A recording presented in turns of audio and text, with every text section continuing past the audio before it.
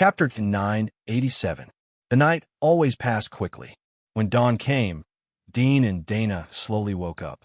They were like buds buried in the darkness of the soil, spreading their bodies to welcome the new day of sunshine. Dana didn't set off immediately after eating barbecued monsters. Instead, she sat on the treetop and waited quietly. When the hour hand of the mechanical watch pointed to it was the time when the sun was at its peak. Dana heated up the remaining monsters for lunch. After filling their stomachs with Dean, they got up and carried their luggage. They looked at the God of War's wall in the distance, and their expressions gradually became serious. "Get ready," Dana whispered. Dean nodded slightly, and a pair of magic wings appeared on his back. Whoosh! Dana took the lead and soared into the sky. Dean grabbed Aisha and quickly chased after her like a sharp arrow. The two flew straight up into the sky, and in the blink of an eye, they flew to a height of 3,000 to 4,000 meters. Looking from afar, they could see the dense figures on the God of War's wall. Dana continued to increase her altitude, and in the blink of an eye, she flew to a height of about 6,000 meters. The surroundings were already shrouded in thin clouds. The clouds looked like smoke, but there was a kind of wet feeling. It contained moisture, and there was a kind of cool feeling. Dana continued to fly up into the clouds. The surrounding sea of clouds was like cotton, bulging up. The sky above the clouds was very blue, and the arc was curved. From this point, it was enough to confirm the Earth's circle theory. "Keep up full speed," Dana whispered. Her body was like an eagle, flying forward quickly. Dean's eyes were solemn, and he accelerated to keep up. Circles of light, golden halos gradually appeared in his eyes, and his field of vision increased sharply. He could see the moisture in the surrounding clouds, as well as countless small, strange insects. In less than 10 minutes, Dean saw the towering God of War's wall through the clouds and missed about 3,000 to 4,000 meters below. It was like a giant axe lying across the earth, cutting off all the mountains and rivers. He didn't know if the people on the God of War's wall could detect them. Dean's eyes flashed, but he wasn't too nervous in his heart. Perhaps it was a good thing that they could detect them. At this time, bright red spots suddenly appeared on the upper edge of his field of vision, spreading like a disease on his eyeballs. Dean fixed his eyes and saw a bright red heat source appearing in the clouds above his head. Thunderbird. Dean's heart tightened. Although he had fantasized about encountering a flock of thunderbirds and Dana being killed by them, it was obviously too good of a dream. If they really encountered danger, he might be the first to be sacrificed and take Dana down with him. "Charge," Diana said in a low voice. Her speed suddenly increased again as she drew a snow-white arc through the thin clouds around her, but from the ground, it looked like a straight line. Dean's heart sank. He raised his hand to shake the bell and pushed Aisha out. "Who?" Bright red fire-like wings spread out from Aisha's back. She entered the full demon body state and turned into a dragonoid. She was somewhat similar to the fire dragon race, but they were obviously two different species. Her wings were made of flesh, and there were no flames all over her body. The reddish-brown cuticle covering her body looked extremely thick and tough at first glance. Part of her body was covered with scales, which were completely different from the fire dragon race, whose whole body was burning with flames. Only the appearance was similar. After releasing Aisha, Dean immediately sped up and chased after Dana with Aisha at full speed. At this time, he suddenly found that the strength of this Dana was more than twice as strong as the two Danas he had met before. He tried his best to barely keep up with her, but her heartbeat was still stable, and her breath was also very stable. There was no feeling of strain at all. Dean's heart sank. This was not a good thing for him. He felt that this Dana might have the strength of the upper abyss or the Lord of the Abyss. As the two accelerated, the bright red heat source above the clouds in front of them seemed to notice them, and immediately rushed toward them like a whole cloud of fire. 2 minutes later, the bright red heat source appeared in Dean's sight. It was a huge, strange bird with dark purple feathers. There were curved horns on the top of the head, and there were sharp claws under the wings, as if the claws were arms and the wings were just robes attached to the claws. Charge! Dana's eyes were like lightning, and a black cuticle appeared all over her body. Her body also entered the half-demon state. Her limbs didn't deform, but only the epidermal organs were demonized. Screech! Screech! The ear-piercing bird cries sounded, and the chirping was especially sharp. Dean saw the crackling electric light on these birds with dark purple feathers, and he knew without a doubt that they were thunderbirds. He took a deep breath and imitated Dana. His epidermal body also entered the demonization, and a layer of black carapace appeared. Whoosh! Dana's body drew an arc, and she dived down. After flying at full speed for 2 minutes, they had already left the airspace above the Battle God Wall. Their flying speed was close to 10 kilometers per minute, and they had flown 20 kilometers in 2 minutes. Even if they landed here, given their abilities, they would be able to escape before the scouts hidden behind the Battle God Wall could catch up to them. But screech! The flock of thunderbirds approached in the blink of an eye. Their speed was astonishing, and they were not inferior to Dana. Especially when they dived down from above, all the thunderbirds were jumping with electric light, as if they were being struck by lightning. Boom! A lightning flashed, and it struck Dana in front. The speed of the lightning was so fast that Dana had no time to react. Her body was suddenly shocked, and she almost fell. Dean saw this scene, and his face changed slightly. He quickly let Aisha retract her demonization body, and, at the same time, he retracted the wings that extended from the back of the armor and let his body glide forward and fall. Although the insulating conductive electric cloak inside the armor could protect them, the demonized wings were enough to become the target of electric conduction. This was a problem that they couldn't solve, and they could only rely on luck and the electric ball to support the time of natural fall. Once they reached the ground, they would be safe. But how long would it take to fall from a height of more than 6,000 meters? Dean and Dana had previously calculated that according to the falling speed of an ordinary person, it would take about 50 to 70 seconds if they were in a vertical posture. But their falling speed was obviously faster than this. First, their body density was high, and their body was heavy. Second, their backpacks were embedded with lead plates to increase the weight. According to their calculation, it would only take about 20 seconds for them to fall naturally. 20 seconds was very short, but at this moment, for them, it was the distance between life and death. Whoosh! In less than 3 seconds, the Thunderbirds approached again, and the distance was less than 1,000 meters. Hiss! A dazzling, crackling electric light suddenly ejected from the Thunderbirds, hitting Dean and Dana. The electric light flashed, and the sky flashed. Although they were armed to the teeth, and their bodies were tightly wrapped in the electric cloak, they still felt a kind of numb feeling when dozens of lightning bolts hit them, as if there was a weak electric current flowing through their bodies. The electric current exploded on the surface of the armor, pushing the two of them down even faster. Dean didn't care about the increase in falling speed. Through the induction of the experiment in advance, he knew that the 8 batteries on the electric cloak were close to saturation, and this was just the first round of attack. Moreover, not all the Thunderbird attacked at the same time. A golden halo appeared in Dean's eyes, and the bodies of all the Thunderbirds in his field of vision were penetrated. He could see the blood flow in their bodies, as well as their skeletons. Soon, he saw that there was an electric current flowing in the blood vessels of these Thunderbirds. The electric current was white and as thin as a strand of hair. There was a shocking amount of it. When it gathered on the surface of their bodies, it immediately shot out a bolt of lightning.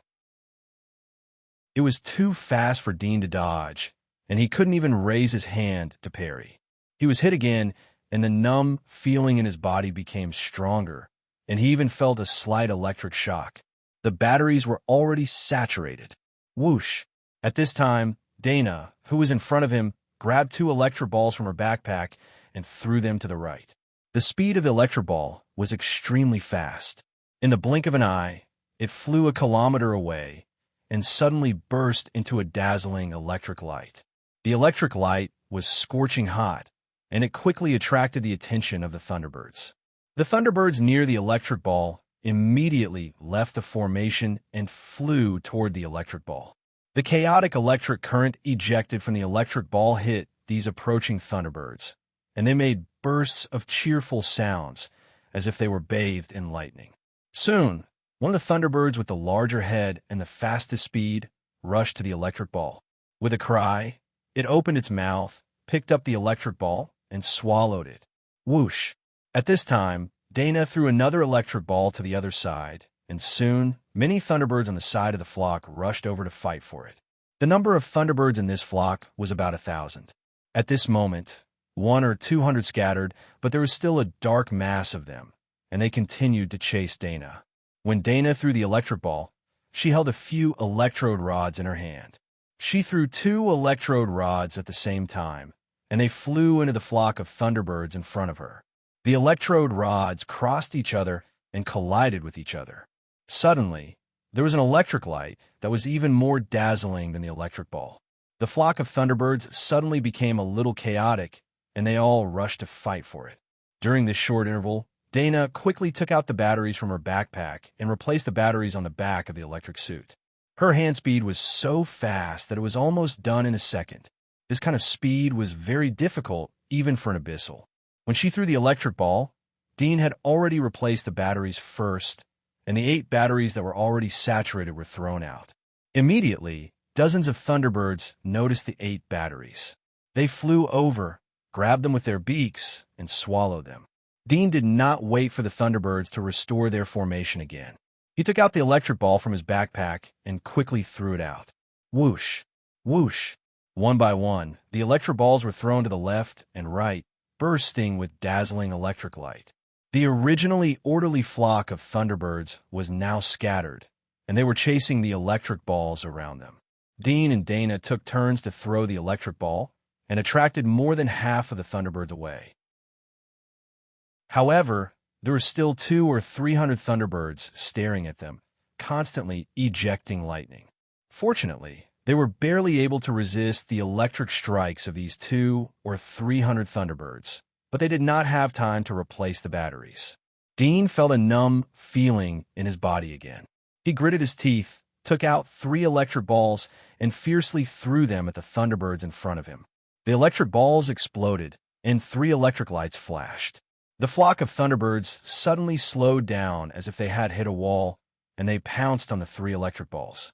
The surrounding thunderbirds also rushed over, but soon the 3 electric balls were swallowed by the 3 fastest thunderbirds. When the electric balls disappeared, the flock of thunderbirds pounced on them again.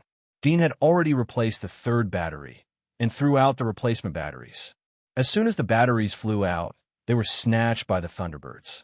Dean saw that they seemed to have experience in snatching, and their speed was getting faster and faster. The electric balls that were thrown out did not fly far and were snatched by the thunderbirds. Even before the electric balls burst out, they had already been swallowed by the thunderbirds. Lightning exploded on the thunderbirds' necks, but it did not cause the slightest damage to them. Dean hurriedly glanced at the ground, and his heart sank. The objects on the ground were about the same size as he saw from the war god's wall. After so long, there was still a height of 2,000 or 3,000 meters, which meant that they still had to hold on for another 10 seconds. But more than half of the electric balls and electrode rods in his backpack had been consumed.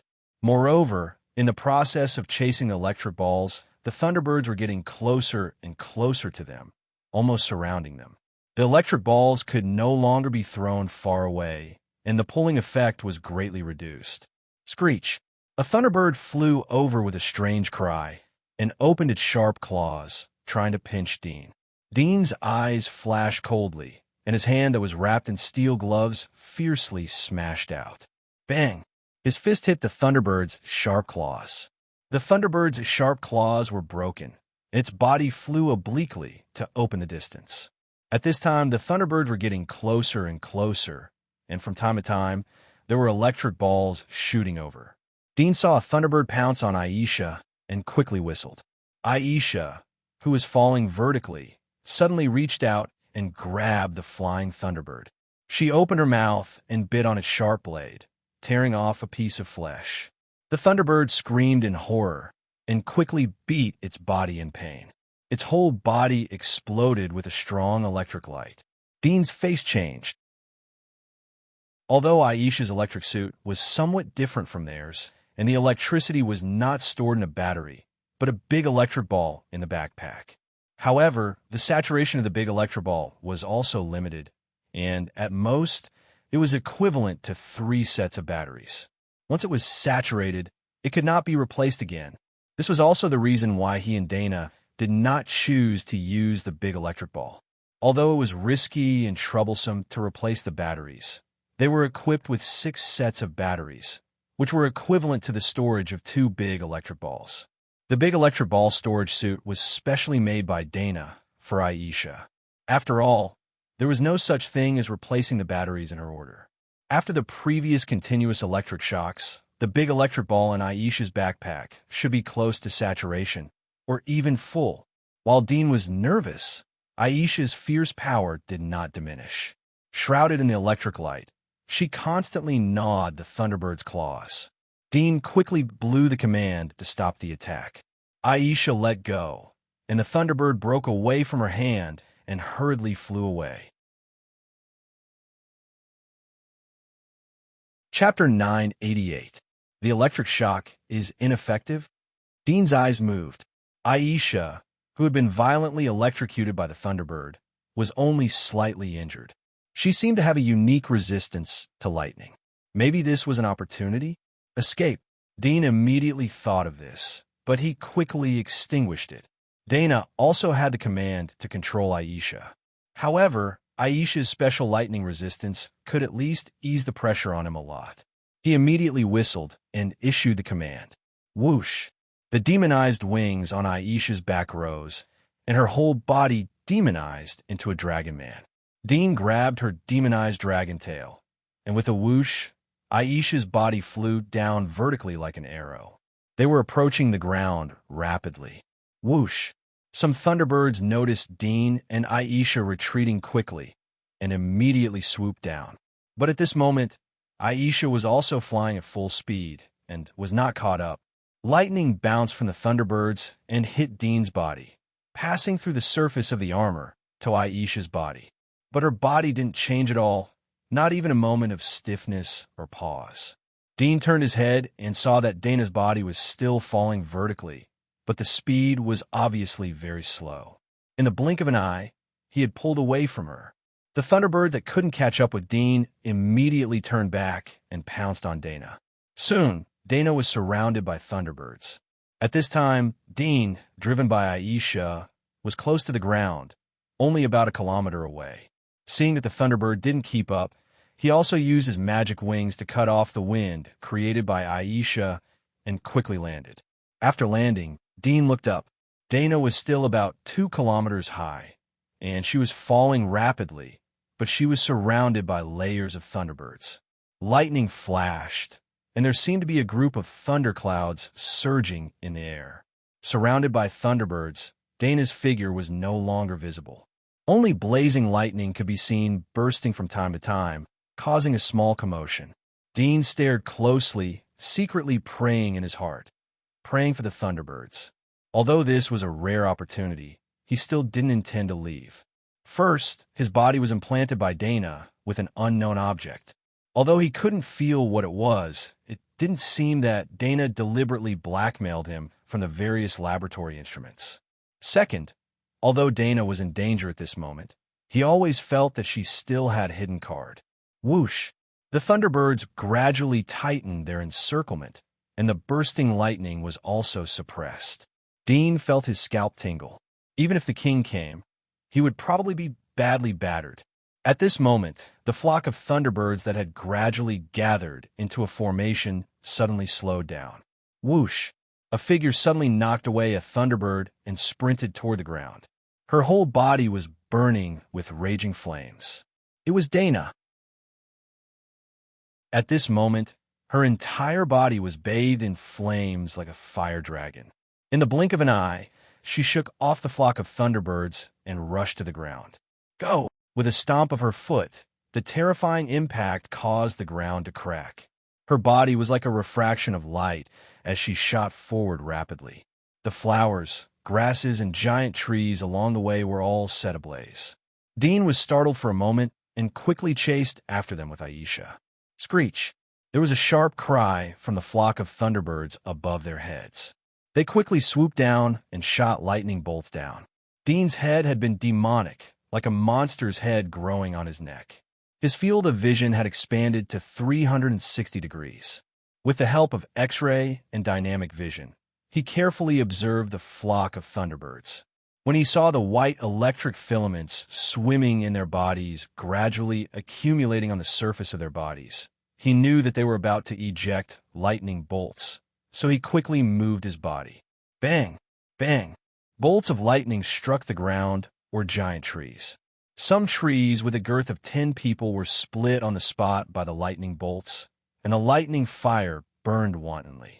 After running for a while, a waterfall appeared on the ground in front of them.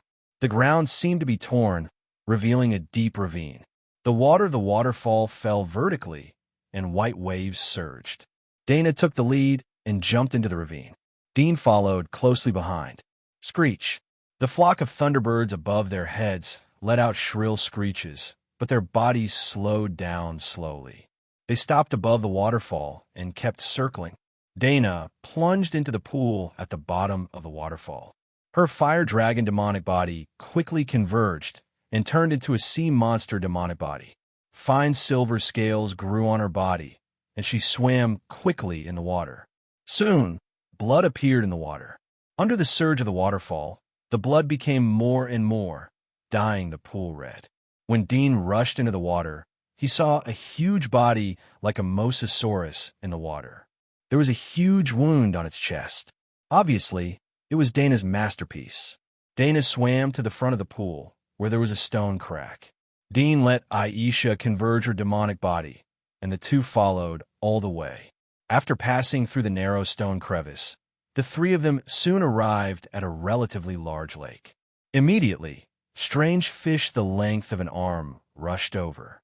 The fish's mouth, which was originally the size of a fist, suddenly opened, revealing a mouth full of sharp teeth, big enough to swallow a human head. Dean's demonic splitting blade quickly cut off the fish. Using X-ray vision, he saw that it was a lake, and there were more strange fish in the distance. In addition, there were several deep shadows of behemoths. He immediately rushed upwards, and with a whoosh, he leapt from the surface of the lake. Dana also jumped out of the water at the same time. Her demonic body once again changed into a fire dragon demonic body, and she flew towards the lake. Screech! The thunderbird's cry came from above, but it was obviously a lot farther away. Dean flew to the shore with Aisha.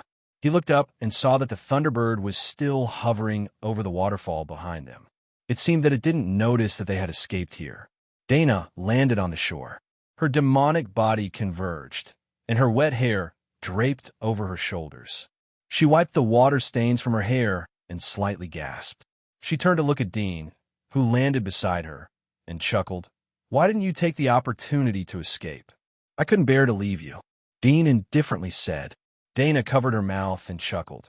You're good at talking. Dean shrugged his shoulders and glanced around. He saw that Dana's armor and electric cloak were gone. There was no armor that could adapt to switching between 3 different demonic bodies. The close-fitting electric cloak was even more so. There was only a vertical opening for wings on the back. The electric cloak would be torn once the demonic body was fully transformed. Without armor or lightning suit, Dana was only wearing a thin cloth undergarment.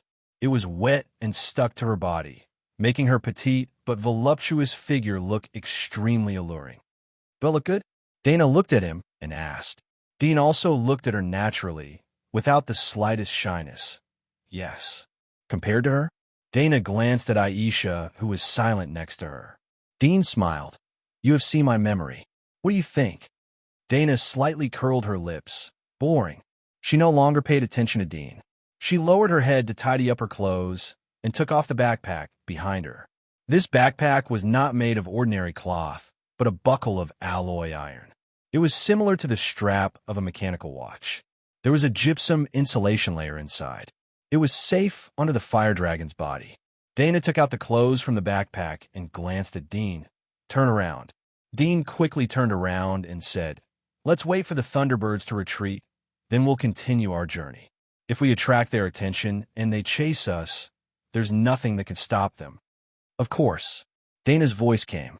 Dean tore off his broken electric suit and armor. He didn't bring extra clothes to replace them, so he could only wrap the cloth together and tie it around his waist. It was like a primitive panty skirt. "I didn't expect the undeads to have a good resistance to lightning. I didn't notice it before. Is it because of the lack of water in their body? Let's go back and study it." Dana's voice came from behind. Dean's mouth slightly moved. He knew that she had noticed that he let Aisha rush to the ground first.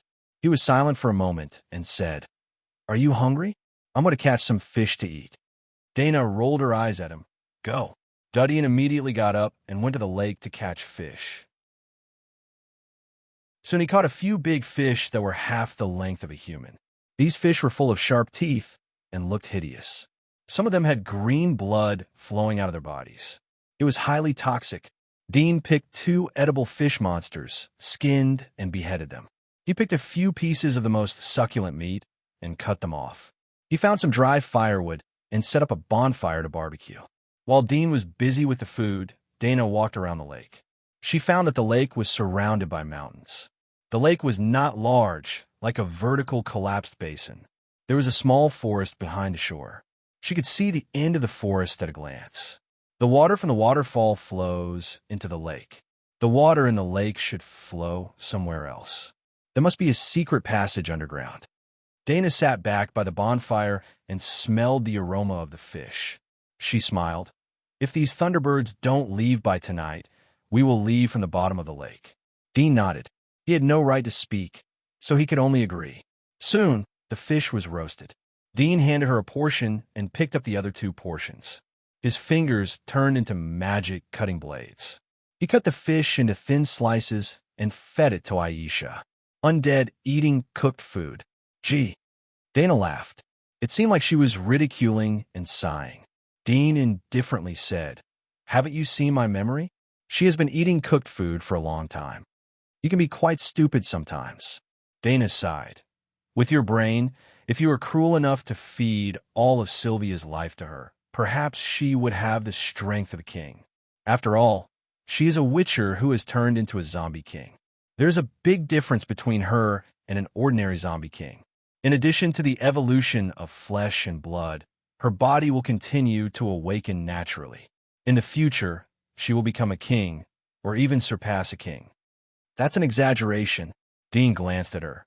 "Even if she eats all of Sylvia's life, at most she will evolve faster. Moreover, she has already awakened 7 times. She has reached the limit of awakening." "Who told you that 7 times of awakening is the limit?" Dana looked at him mockingly. Dean was startled. "The records of the Dragon Clan are limited. In a way, 7 times of awakening is indeed the limit. But that is the limit of a human. But for undead, there is no limit." Dana indifferently said, "The reason why awakening is divided into 1 to 7 times is that the monster genes implanted in the body of the Witcher will be completely awakened and completely integrated with the cells of the body. This is the limit of awakening. However, there's also super awakening above this." Dana chuckled. "However, the super awakening is a bit troublesome. The proportion of monster genes is too high. It is easy to affect the thinking.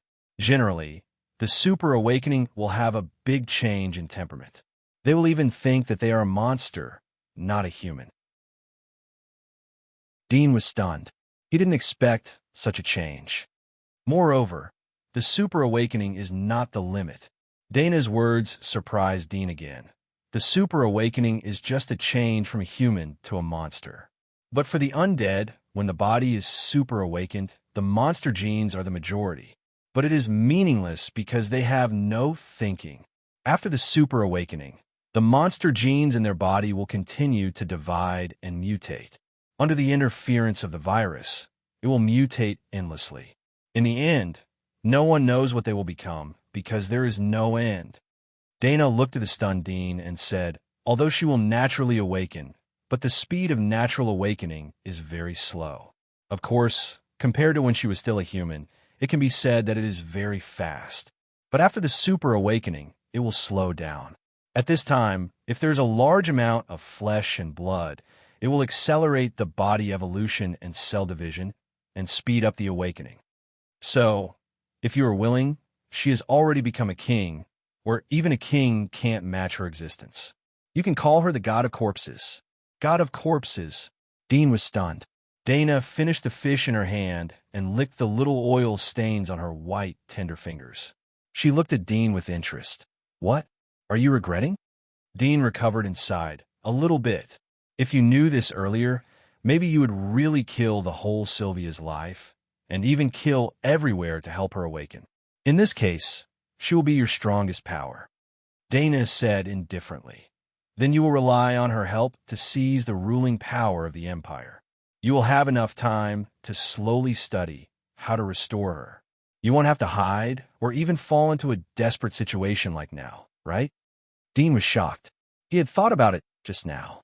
Dana said his thoughts almost word for word. It seemed that she knew him better than himself. But this is also good. Dean quickly calmed down and said, A king's help indeed makes me excited for a moment.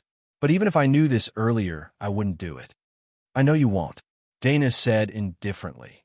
You are worried that the higher her body awakens, the more mutations there will be, and the more difficult it will be to restore, right? Dean smiled bitterly. Do you have mind-reading skills? Of course. I should be the person in this world who knows you the best. Dana blinked and said, Is it fun to seduce me in front of her? Dean asked. Dana curled her lips. Boring. Chapter 989. The flock of thunderbirds hovered above the waterfall and didn't disperse for a long time. Dean and Dana sat by the woods to rest. Half an hour later, Dana suddenly opened her eyes and looked up at the hovering thunderbirds. She frowned and seemed to think of something. She suddenly stood up and whispered, Prepare to retreat. Dean saw that she had already guessed it and felt a little regretful. He opened his eyes and asked, What's wrong? Thunderbirds are specially trained air forces of the Empire. They are smart and intelligent. They have been hovering here for a long time. It should be a signal to the border guards on the God of War wall. We have to leave quickly. Dana's face was gloomy. She quickly packed up the luggage on the ground and kicked the bonfire into the lake to erase the traces on the ground. Let's go. Dana was about to enter the water when her face suddenly changed. Bang! 7 or 8 figures jumped out from the surrounding stone walls and quickly surrounded Dean and Dana. Hidden sentries. Dana frowned slightly when she saw the dark military uniforms of these people. She glanced at other places and didn't know if there were more people hiding in the dark. Dean didn't expect that the hidden sentries behind the God of War wall had already lurked here. He was surprised. He looked at them with thermal vision and found that there were no heat fluctuations emitting from their bodies. They were like dead people. Moreover, there was a smell of soil on their bodies. It was no wonder that he and Dana didn't notice them. However, these people didn't make a move. They were either waiting for them to be alone and expose their flaws, or they didn't have the confidence to deal with 3 Abyss-level masters. Stop, one of the burly men said in a low voice. Like the others, he wore a black mask and only revealed a pair of shining eyes. What's wrong? Dana looked at him calmly with a trace of innocence on her face. Who are you? What are you doing here? The burly man said in a low voice. Is it forbidden to enter here? Didn't you see the notice? Dana's mouth curved into a smile. Dean couldn't help but sigh in his heart as he saw the dialogue between the two. It seemed to be a simple and normal question, but in fact, it exposed the purpose of both sides. The problem exposed by the hidden sentry was undoubtedly fatal. Originally, they weren't sure if there were any experts lying in ambush in the surroundings, waiting for an opportunity to launch a sneak attack while they were fighting. However, the hidden sentry's words seemed normal, but in fact, they were deliberately stalling for time. After all, no matter what their purpose was, it wasn't something that could be clarified with just a few words here and there. The best way was to capture them and interrogate them. And the best way to arrest them was to attack them with full force as soon as they appeared, exerting both psychological and physical pressure on them. The reason why Dana spoke was also a test. Through the second sentence of the hidden sentry, she had already gotten the answer she wanted. When Dean secretly sighed, the burly man coldly said, "You are also an abyss walker. Don't you have a map? Not far ahead is the Battle God Wall, and everything within 100 miles of the Battle God Wall is a forbidden land. Is that so? How come I don't know?" Dana was surprised, but there was a hidden smile in her eyes. The burly man was about to speak, but suddenly a black shadow attacked him. Dana instantly cut into the demonic body, and as fast as an afterimage, she suddenly approached the burly man. So fast, the pupils of the burly man shrank. Although he was already prepared, he didn't expect that Dana would suddenly attack. Moreover, her speed was faster than his reaction. In a hurry, he instinctively raised his hand to block with a dagger. Clang! The dagger was hit, and the shock numbed his hand. At the same time, a sharp pain suddenly spread from his chest, and then he felt a cold wind blowing past. He looked down and saw that his chest had been pierced by a dark and sharp spear. It wasn't a spear, but a pointed leg. Puff! The sharp leg was pulled out, and the black shadow suddenly retreated, avoiding the two sharp swords that stabbed from the back of the burly man. In this gap, one of the masked sentries quickly hugged the burly man who was slowly falling down. Although the face could not be seen clearly, judging from the figure, it was obviously a slender woman. There was a trace of grief in her eyes, and tears welled up. However, she did not hug the burly man and call out to him. Her emotions were out of control. She just gritted her teeth and said one word, "Kill." The other 6 sentries moved at the same time. At the same time they stepped out, they all activated their demonic bodies. In the blink of an eye, the 6 of them turned into 6 monsters. Some of them were half human and half snake. Some looked like a mole, and their bodies were covered with sharp black fur. Some of them had oval pink wings and antennae on their foreheads that fluttered sweet pollen. Dominator, Dominator. Dean's eyes swept around. When the sentries stimulated their demonic bodies, he saw that they were dominators. His heart was a little relieved. He didn't turn around when the 3 sentries behind him rushed over, but he knew the situation behind him. From the back of his spine, he suddenly demonized 3 blades and threw them out. Puff! The 3 sentries saw that Dean didn't look back and thought that he didn't react. However, the blades that suddenly shot out made the 3 people turn pale. The speed of the blades was so fast that it was faster than Dean's running speed. The 3 quickly stopped, but it was too late. They could only raise their enchanted weapons to resist. In the blink of an eye, 2 of them were cut at the waist, and their enchanted weapons were cut off.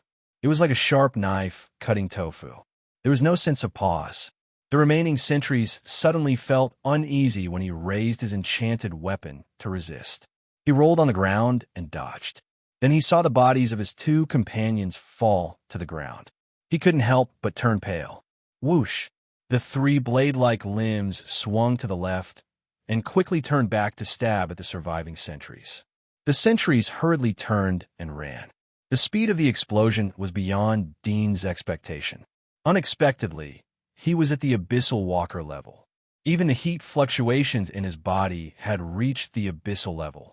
However, it was just the lower abyssal level. Puff!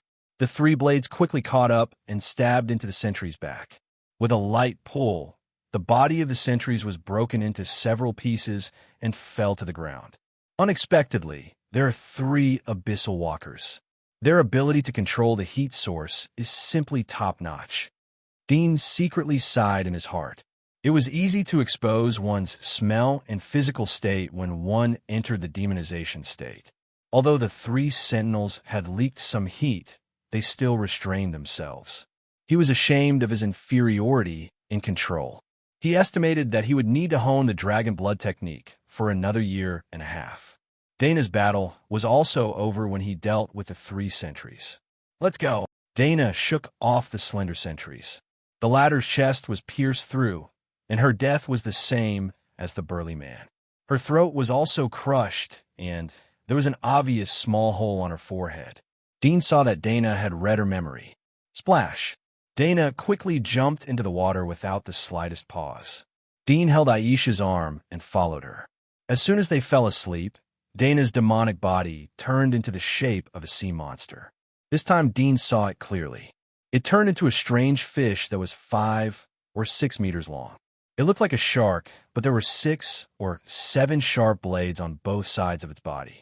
When it swam quickly, these sharp blades were sharp weapons that could easily cut the body of other fish. Moreover, under the abdomen, there was a strange mouth full of sharp teeth. The eyes of this strange fish vaguely looked like Dana's. Its face was elongated and protruded, which looked very strange. Whoosh! Dana opened its mouth and swallowed Dean and Dana. Dean felt his body was tightly wrapped again, just like when he was swallowed when he went to the sea of the East Continent. However, this time, he was no longer blind. In her mouth, Dean's heart was pounding.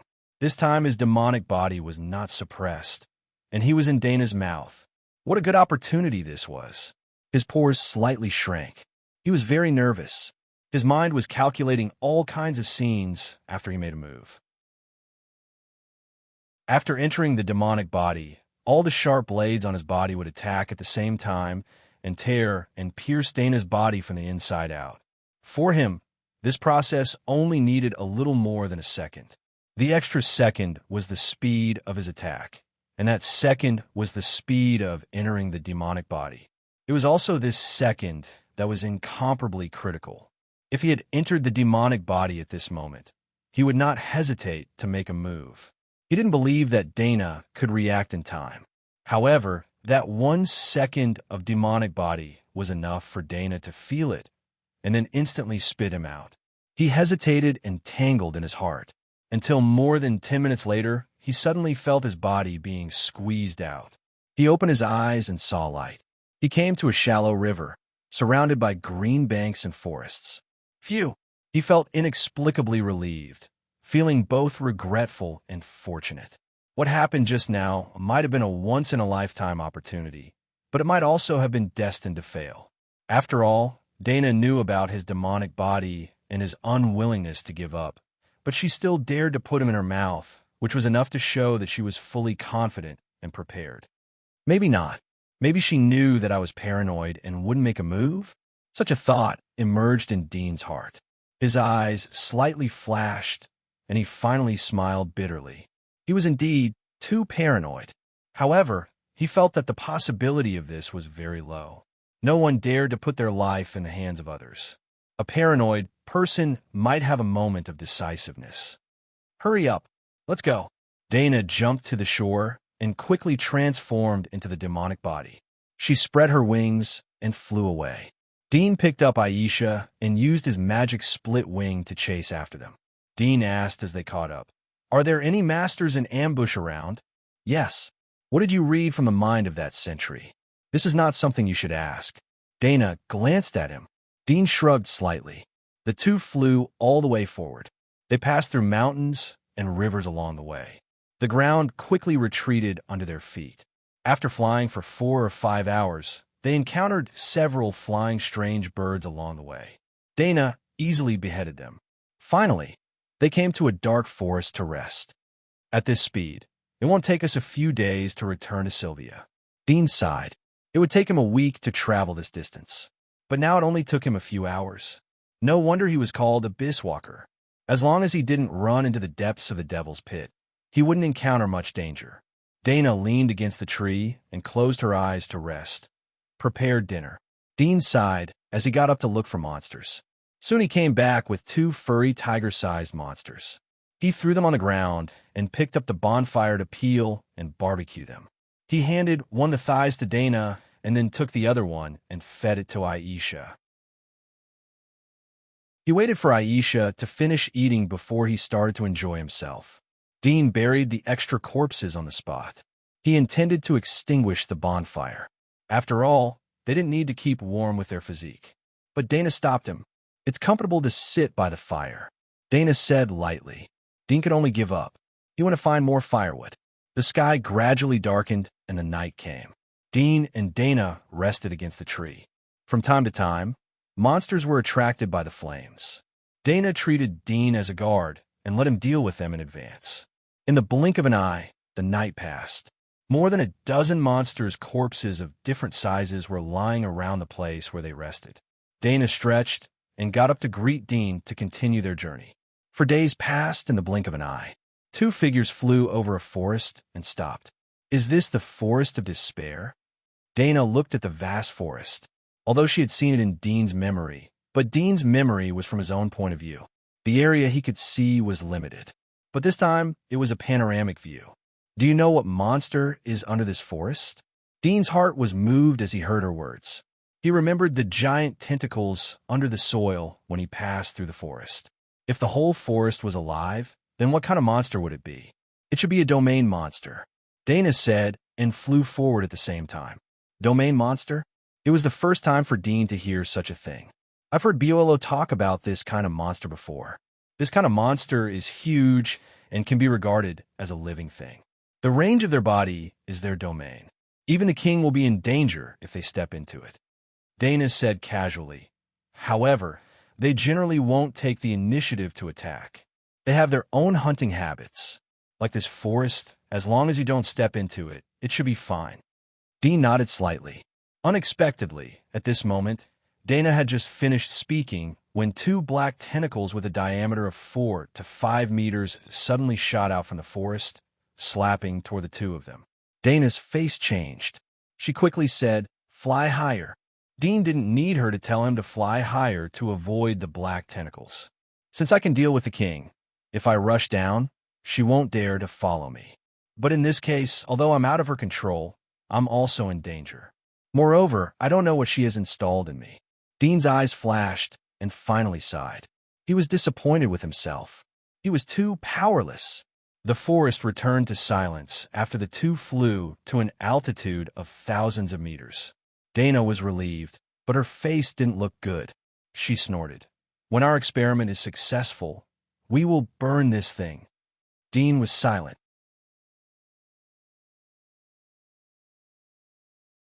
Chapter 990. I'm back. Dean looked at the red wasteland under his feet. He could clearly see the traces of reclamation left by Sylvia's warriors in the past. His mood was complicated.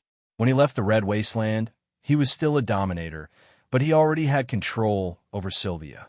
Now that he was back in the abyss, he couldn't even control his own life and death. Bang! Bang! A giant beast about 2 stories tall jumped out of the ground. It was covered in black iron armor like a rhinoceros, and its momentum was terrifying. Dean saw that it was a level 83 bone-eating rhinoceros. Its combat power was comparable to an inner wilderness master, but its body was clumsy and its shortcomings were obvious. It was easy to target. However, its skin was rough and its flesh thick. Inner wilderness warriors who didn't have a bit of courage generally wouldn't dare to hunt it alone. Dean soon saw 4 heat sources chasing after the bone-eating rhino. However, there was a clear gap between their speed and that of the bone-eating rhino. Once the bone-eating rhino started to run, only an expert who was extremely good at speed from the inner wilderness would be able to catch up. Otherwise, only an expert who had reached the sovereign level would be able to catch up. Dean saw the 4 heat sources. His heart skipped a beat, and he suddenly descended. Whoosh! He stopped 3 meters above the ground.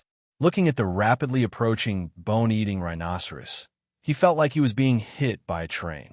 He took a deep breath and raised his hand. Roar! The bone-eating rhinoceros didn't slow down when it saw someone blocking its way. Instead, it roared and accelerated. The next moment, its head hit Dean's raised palm. Whoosh! Dean's body was pushed back by more than 20 or 30 meters before gradually coming to a stop. The bone-eating rhinoceros's hooves rubbed against the ground, creating 2 deep grooves. Roar! The bone-eating rhinoceros roared angrily. It stomped its hooves, ready to charge again. Dean smiled. Suddenly, 2 demonic blades shot out from under his armpits. Whoosh! The blades pierced the rhinoceros's face as if he was cutting tofu. The rhinoceros screamed, but it soon stopped. Its 2-story-tall body swayed slightly and fell to the ground with a loud crash. Bang! Dust flew up from the ground. Dean let go of his hand, and the demonic blades retracted. The bone-eating rhinoceros's skin was extremely hard, but it was still defenseless in front of the splitting blades. Whoosh!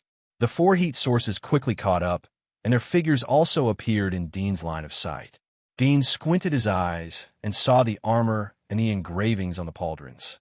They were from the Dragon Clan. At this time, the four people seemed to have noticed Dean and the fallen rhinoceros. They slowed down and stopped. They looked at each other and whispered to each other for a moment. After a while, one of them flew out and slowly approached Dean. The man was shocked when he saw Dudyan's appearance. You are the rebel? Wall Lord? Dean faintly looked at him. You know me? This should be the depths of the Red Wasteland, right? Aren't you just stationed near the defensive line? Why are you chasing after this monster? The man was startled for a moment, but quickly reacted. He quickly changed his expression and said in a humble and respectful manner, Greetings, Wall Lord. I heard that you have gone out. You may not know this, but our defensive line has been moved to the depths of the Red Wasteland. The outer wasteland has been cleaned up and turned into a hunting area. We have been ordered to clean up the depths of the Red Wasteland and turn it into an outer wasteland. Dean's eyes slightly moved. Orders? Whose orders? Aoli's face slightly changed. He was about to open his mouth when a figure suddenly fell from the sky and appeared in front of him. It was Dana. Come here. Dana looked indifferent as she raised her slender hand. Aoli was startled as he noticed the petite and beautiful girl.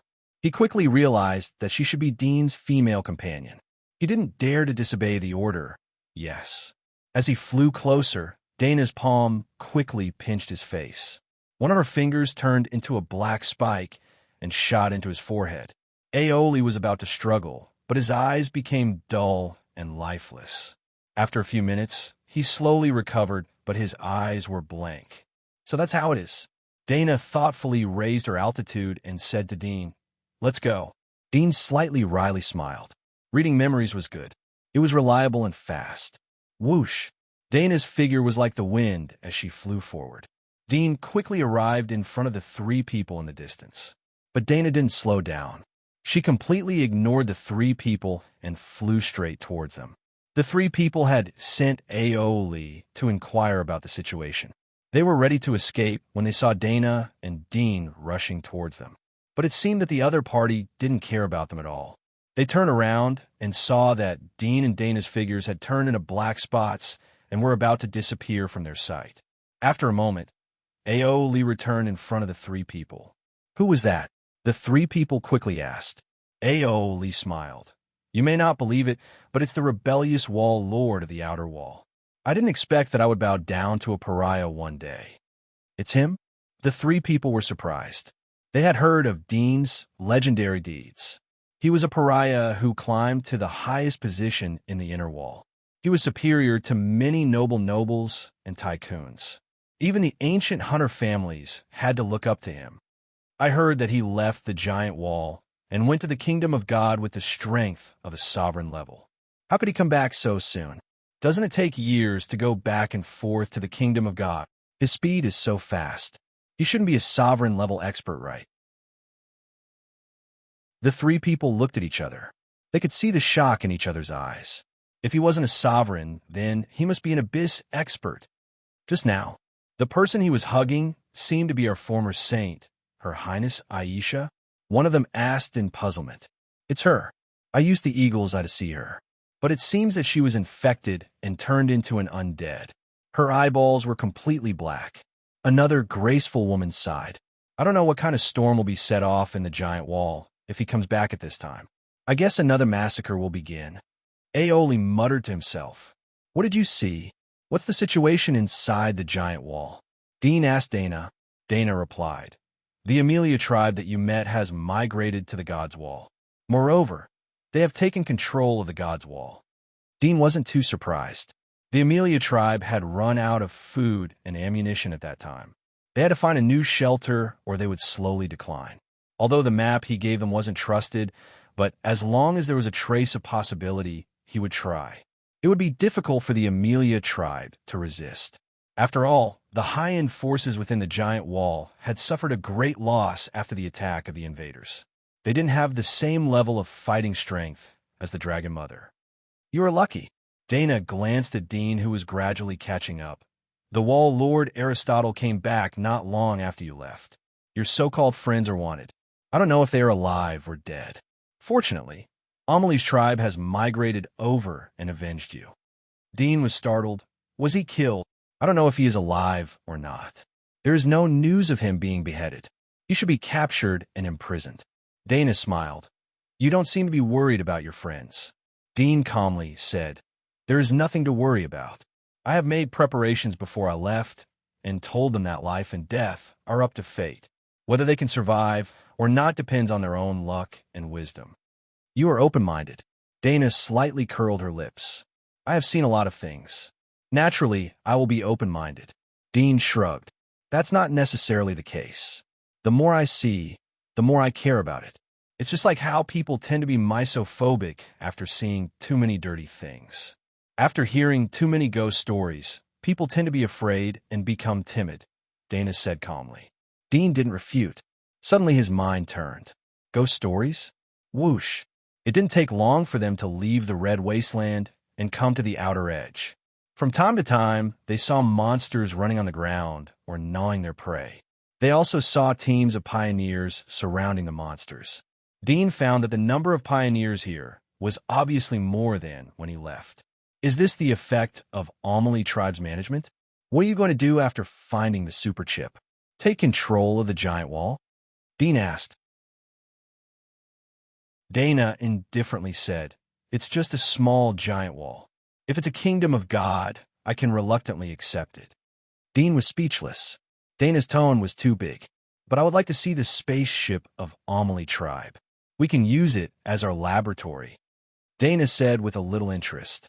Dean shrugged his shoulders, indicating that he was at ease. The situation inside the giant wall had been settled as they talked while flying. Not long after, the giant wall of Sylvia slowly appeared in front of the two people's line of sight. The towering giant wall still looked shocking, making people marvel at this magnificent project. They flew over the giant wall and saw soldiers patrolling on the giant wall. Whoosh! A signal flare suddenly ejected into the air. Apparently, the soldiers on the giant wall also saw Dean and Dana. When the two flew to less than 300 meters away from each other, a loud voice came from the giant wall. Stop! Dana didn't slow down, but accelerated. The soldiers on the giant wall suddenly changed from alert to defensive formation. More than a dozen soldiers pulled out a bright silver long-barrel gun and aimed at Dana. Whoosh! The bullet was faster than a rifle bullet. It reached 5 times the speed of sound. Dana slightly tilted her head. The bullet passed by her neck. It wasn't a thrill for her, but there was no need to deliberately avoid it. Her figure was like a phantom butterfly. There seemed to be 8 or 9 Danas in the air. They quickly approached the giant wall. The bullets passed like streamers. None of them hit. When Dana got close, the soldiers quickly abandoned their guns and pulled out their swords. Puff! Dana's body was burning with flames. The flames suddenly spread like a ring of fire. The surrounding soldiers were swept by the ring of fire as soon as they entered the demonic body. Their bodies were suddenly cut off. The flesh and blood of the wounds were burned by the flames. Dean flew over and looked at the dead soldiers on the ground. From the carvings on the armor, he could tell that they were from the Wing family. This gun. Dean picked up a gun. He found that the structure of the gun was much better than the simple guns he made in the giant wall. It was better than the old era rifles. Dana continued to fly forward. She didn't care about the dozen people she killed. After entering the giant wall, Dean saw the outer wall area. There was no change. The side wall still firmly blocked the inner wall and the outer wall. It divided status and wealth. Dana's figure flew over the outer wall area and the side wall.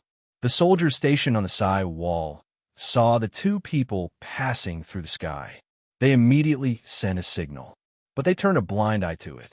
Soon they sent another signal with a longer curve. After entering the inner wall area, Dana flew to a secluded place in the suburbs. There was a waterfall. There were no villages or towns nearby. It was all plains with few weeds. It wasn't suitable for monsters to hide and hide. Dana flew into the waterfall. It didn't take long for her to return with a small copper box in her hand.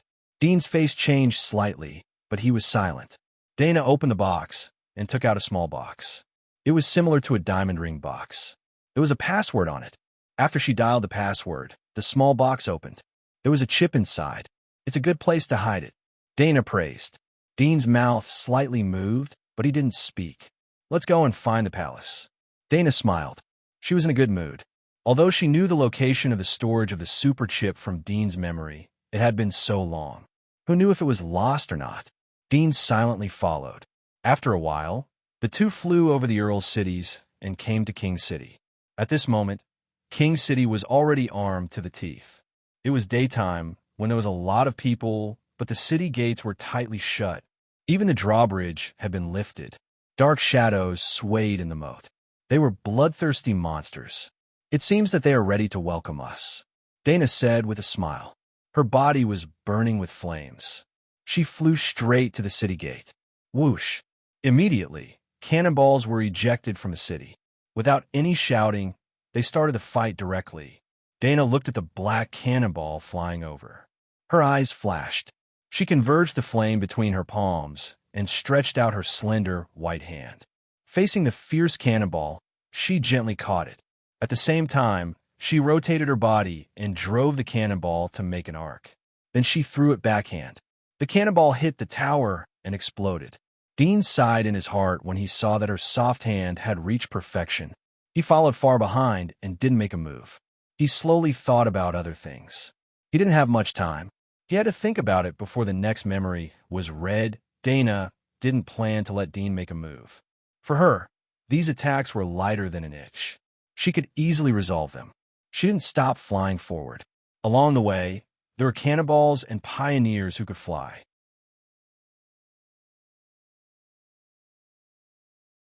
Chapter 991. Inside the palace, dozens of figures dressed in strange clothes stood at the bottom of the stairs, each emitting a powerful aura. They looked up at the figure in front of the throne.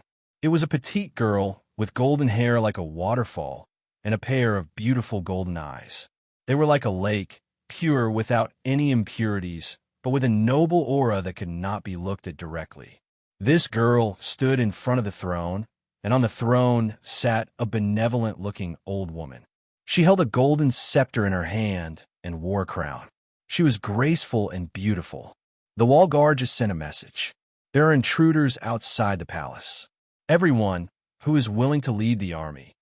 The girl looked around, her eyes calm, her small body without a hint of fear. Reporting to the goddess, I am willing to go.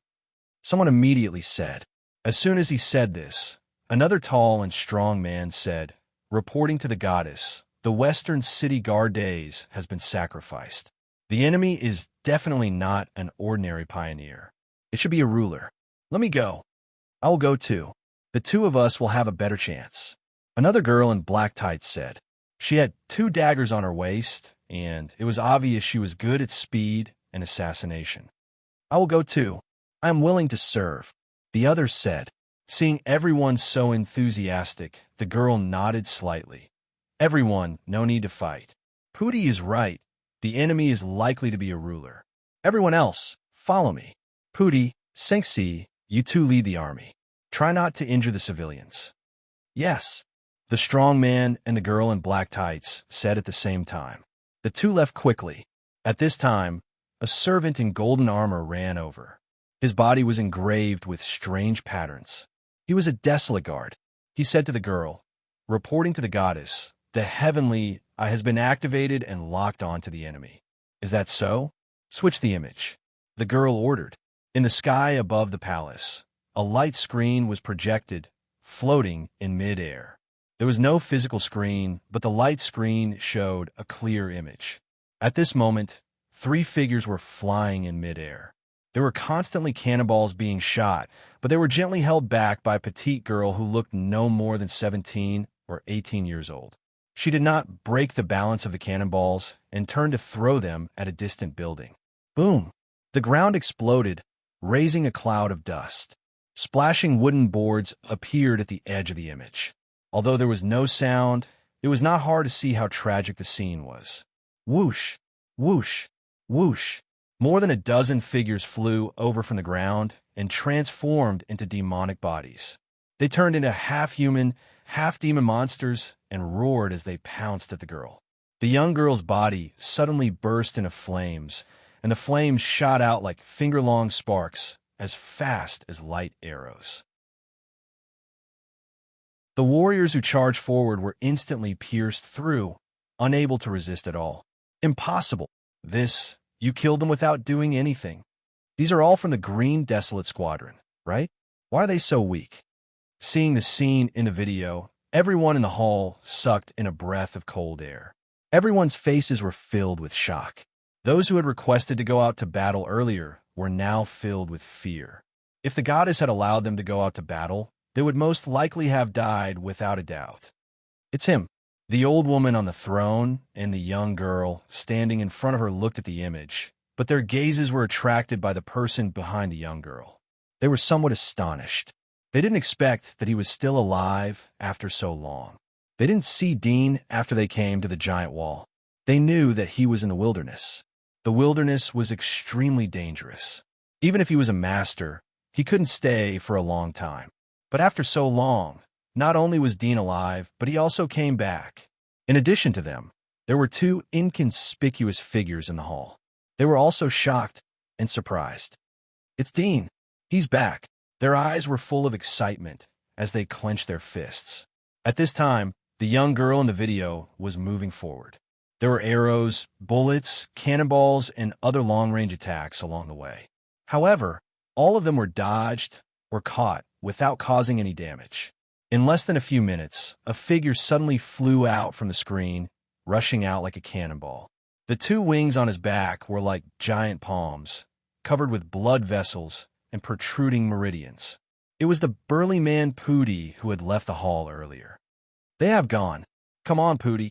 Seeing Pooty arrive, everyone in the palace breathed a sigh of relief, but they were still a little nervous.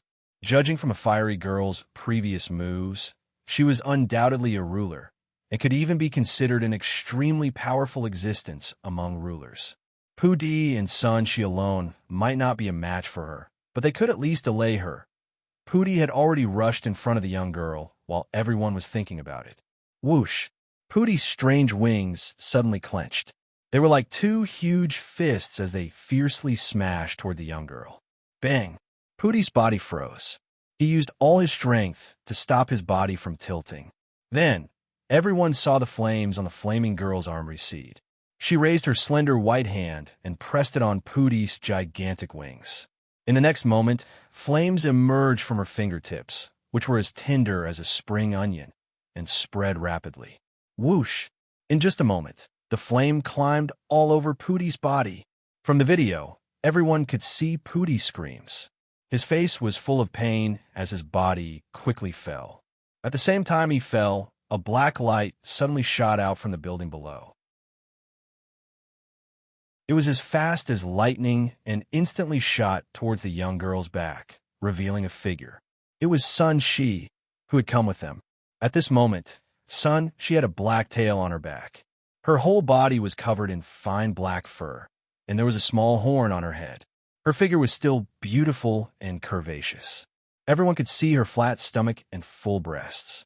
Her claws with long fingernails were tightly holding two black daggers. When she got close to the young girl's back, her body suddenly spun, and the daggers danced in a whirlwind. Spiral stab. This was Sun Shi's best combat technique. Bang! A ball of flame suddenly shot out from the young girl's back. It instantly enveloped the black spiral blade storm and sent her flying. She fell in an arc far away, her body burning like a meteor. Everyone in the hall took a deep breath. Everyone's eyes were wide open, and their faces were full of disbelief. In just one move, two dominators were actually defeated. They are from the abyss. After a short silence, a voice full of shock said, everyone immediately regained their senses. Without a doubt, this kind of strength was definitely from the abyss. Goddess, I request to activate the divine light wave.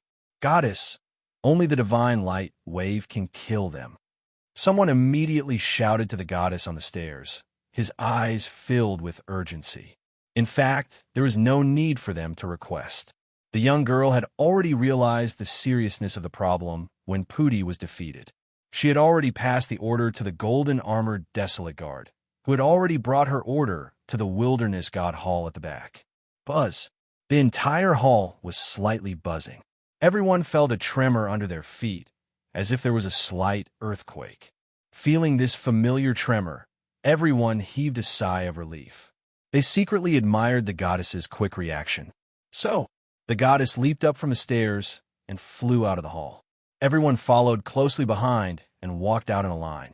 In front of the palace, there were 1,000 steps. It was majestic, and on the plaza beside the steps, there were 2 statues of origami. They were more than 100 meters tall. The face of the origami was not Sylvia, but the origami that they worshipped, the one in the Earth Dragon Cave. At this moment, beside the 2 origami statues, the floor was raised. The floor was actually made of metal, supported by a half-meter thick steel frame. 2 cannons slowly rose from the ground, looking like ancient chariots. Below them was a base that was more than 10 meters long and 4 to 5 meters tall. On top of it, there was a bright silver cannon barrel that was more than 20 meters long, reflecting a dazzling rainbow halo under the sunlight. Charge! The goddess's eyes were filled with majesty as she said in a deep voice. Below the cannon barrel, there were 2 warriors wearing silver armor with strange patterns engraved on their bodies. Hearing the goddess's order, they immediately grabbed the whistle in front of their chest and blew it. Very quickly, there was a glass-like, transparent area behind the cannon barrel. Obvious light was gathering, gradually filling up the transparent area. Lock the target, fall down a dozen, and prepare to fire, the goddess said in a low voice. After that, Dean's face flashed in her mind. She silently said in her heart, "I'm sorry, you shouldn't have been so overbearing. I'm not ungrateful." So, Dana moved forward, killing all the enemies along the way. Looking at the palace that was getting closer and closer, her expression was calm. There was no joy nor sorrow in her expression. Dean followed closely. Looking at the army that was rushing along the way, he sighed slightly. Suddenly, he felt something in his heart and looked up to the front. At the same time, Dana seemed to feel something as well. After breaking the neck of a warrior that was rushing towards her, she looked up to the front at the distant, bustling place. Dana slightly frowned. Suddenly, she had an inexplicable feeling of uneasiness and trepidation. It was as if something terrible was about to appear. Her premonition had always been accurate, but she was a little puzzled. What could the Amelie tribe have that could threaten her? She suddenly felt a bit of regret. The 2 sovereigns she had killed earlier had very high statuses here, and she had not read their memories. Otherwise, she would definitely have found out more. She put away the idea of a strong attack. She wondered if she should take a detour and capture a few rulers to investigate before attacking. She didn't want to fail because of carelessness. While she was thinking, suddenly, a strong chill surged, causing the hair on her body to stand up.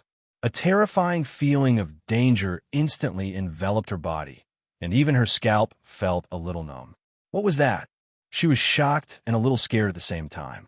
So, in her line of sight, a dazzling light suddenly appeared, like a white dot. No! Her pupils contracted, and she wanted to turn her body to avoid it, but the white light arrived in an instant. By the time she saw it, it had already arrived. A sharp pain came from her chest.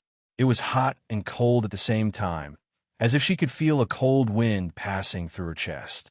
The white light still remained on her retina, but the attack was over. She looked down in a daze. She could see the buildings on the ground behind her through her chest. Her chest had been completely penetrated. This is impossible. Her body fell quickly. Dean also fell with Dana. His left arm was missing, and there was a hole in his left wing.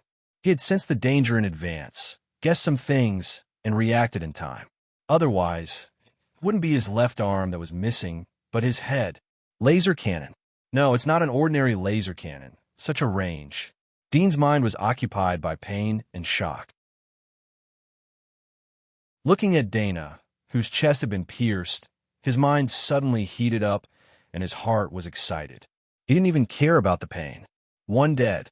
Haha, who cares about the abyss? It's nothing in front of the divine light. Back then, that guy called Aristotle was scared to tears by our divine light waves. You think it's the abyss you dare to invade casually? You're courting death. On the steps of the palace, everyone looked at the image projected outside the steps and cheered excitedly. Looking at Dean, who fell with her, the goddess took a deep breath and ordered, "Charge, prepare the second shot, 10 seconds countdown." The silver-armored warrior under the base of the battery immediately whistled. Soon, the second cannonball was charged. At this time, the scene of Dean and Dana falling appeared on the projection.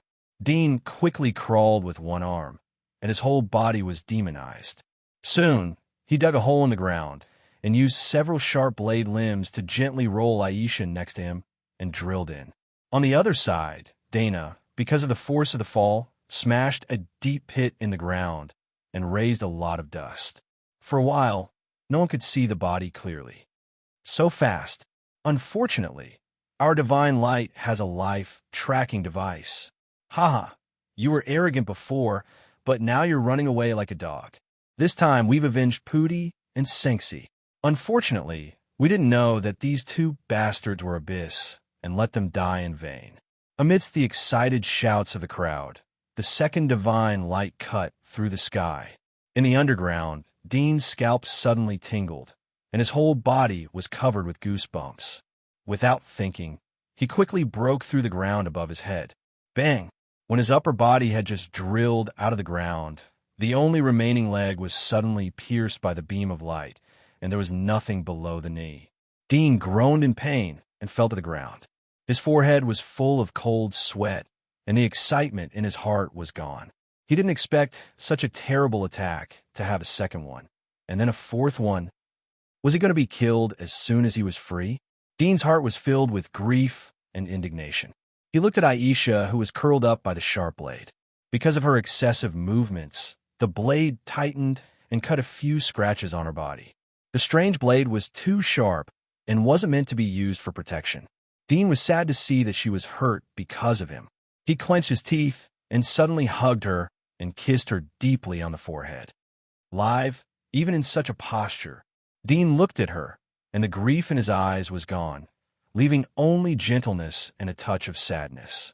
The next moment, he pushed her out, and at the same time pulled out the golden bell from his waist and shook a series of special rhythmic bells for 5 seconds.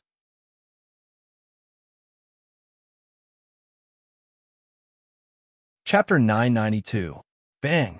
The moment the bell was crushed, Aisha, who had been expressionless, suddenly stamped her feet and flew out like an arrow.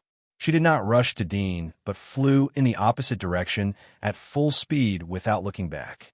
Go! Anyway, Live. Dean looked at her figure slowly shrinking in his sight. The tenderness in his eyes was gradually replaced by pain. He did not expect that in the end. He could only stop here after struggling for a lifetime. There were no miracles, no luck. Among all living beings who had been blessed by God, whoosh, Aisha's figure gradually became so small that it was difficult to see clearly. He could only faintly see the pioneers flying away along the way. The power of the abyss level was revealed at this moment. Even if she did not enter the demonic body, no one could stop her. It's finally over. We are all free. We are all free. Dean was lying on the ground, looking at the blue sky above his head. The suppressed tiredness in his heart surged like a tide. The slightly erect hair reminded him that danger would come again, but he had no strength to avoid it. He did not even want to hide anymore. Whoosh! A white light suddenly shot out. With a bang, the blazing light beam illuminated the street and shrouded it. The dust quickly dissipated in the light, turning into powder and annihilating into the smallest matter. Bastard! Above the palace, the excited people were now full of anger. They did not have the slightest excitement of annihilating the enemy. They saw that the turrets on both sides of the palace steps were slightly tilted at this moment. The silver-armored warriors under the turrets had fallen into a pool of blood. Standing next to their bodies were two tall and burly young figures. One was a handsome blonde youth with a noble label. The other was slightly younger, seemed to be about 23 or 24 years old. He had short brown hair and a burly figure like a bear.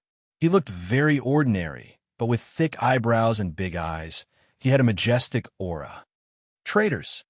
How dare you betray the divine lady? Kill them. These lowly people of the original wall should not have been left. Kill them. The people around the divine lady were so angry that their faces were somewhat distorted. They were so angry that their bodies were trembling. They were ready to welcome the victory and cheer.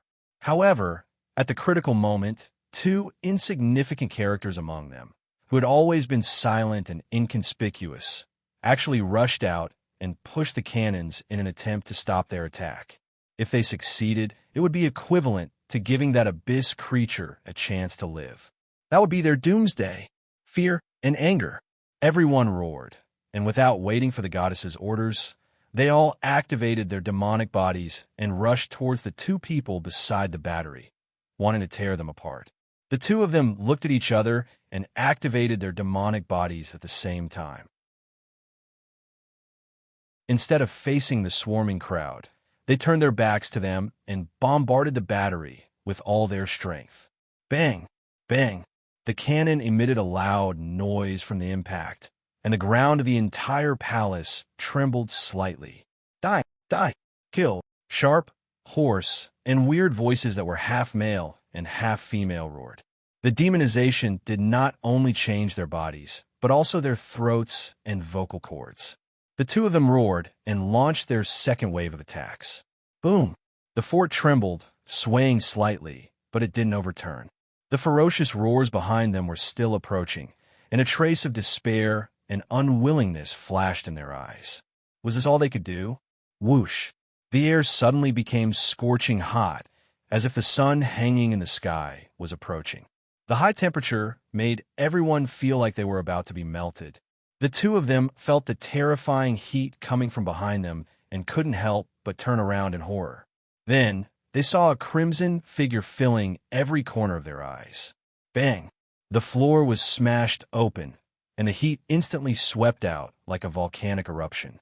The strange, demonized crowd that was pouncing towards the two of them didn't have time to stop in their shock. The next moment, a nearly solid magma-like flow of heat swept out like a ring of fire, with this blazing figure as the starting point, bounced towards the two of them. Whoosh! The flames swept out, and everyone was instantly ignited, and their bodies were cut in half at the waist. Screams and cries of horror spread throughout the entire palace. On this day, the guards and maids in the palace witnessed a scene that they would never forget in their entire lives. A figure as beautiful and domineering as the blazing sun slowly rose from the front of the palace. She was like a fire phoenix, but also like a fire dragon.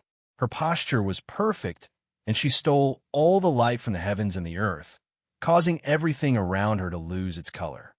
Impossible! The goddess, who didn't make a move on the steps, saw the blazing figure suddenly jump out from the ground. Her delicate face, which was frowning because of the betrayal of the two people, was suddenly filled with shock. The next moment, she reacted in less than half a second, turned around, and ran into the palace hall without looking back. The door of the hall slowly closed after she entered. The last scene that was revealed from the gap of the closed door was that the demonized bodies of the people in the hall had turned into flaming flowers, bloomed in the air, and then withered. The two people at the base of the fort were completely stunned. Looking at this incredible scene that suddenly reversed, they couldn't believe their eyes. It seems that he didn't make the wrong friends. The figure bathed in flames turned around slightly, and the flames on her face dissipated a little, revealing a pair of bright and beautiful eyes. They were like limpid autumn waters, but also like the cold ice of the extreme north. Her tone was calm, but it carried the majesty of a superior. After that, she turned her head, and her body swooped down like a flaming meteor. Boom! The closed door of the palace was suddenly dented, and a hole was broken. This towering palace door was actually made of heavy metal, but at this moment there was a very deep arc in the dent, and the edge of the crack was scorched black, and even the metal seemed to show signs of melting. She's not dead. The two people slowly came to their senses, but they were still quite shocked. With such a big hole in her chest, where her heart had been turned to ashes, she was still alive? She was simply a monster. However, the two people's attention quickly returned to another place, and their eyes quickly looked at the blurry projection in the air, only to see that the divine light wave had disappeared, and the target of the attack had already dispersed, and they saw a bottomless hole in the ground. At the edge of the hole, less than a few centimeters away, a figure was lying, eyes closed, motionless. It missed. Seeing this scene, the two people were extremely surprised, and they were so excited that they wanted to hug each other. But soon, the blonde youth quickly said, "Let's go quickly. The energy wave seems to have swept him.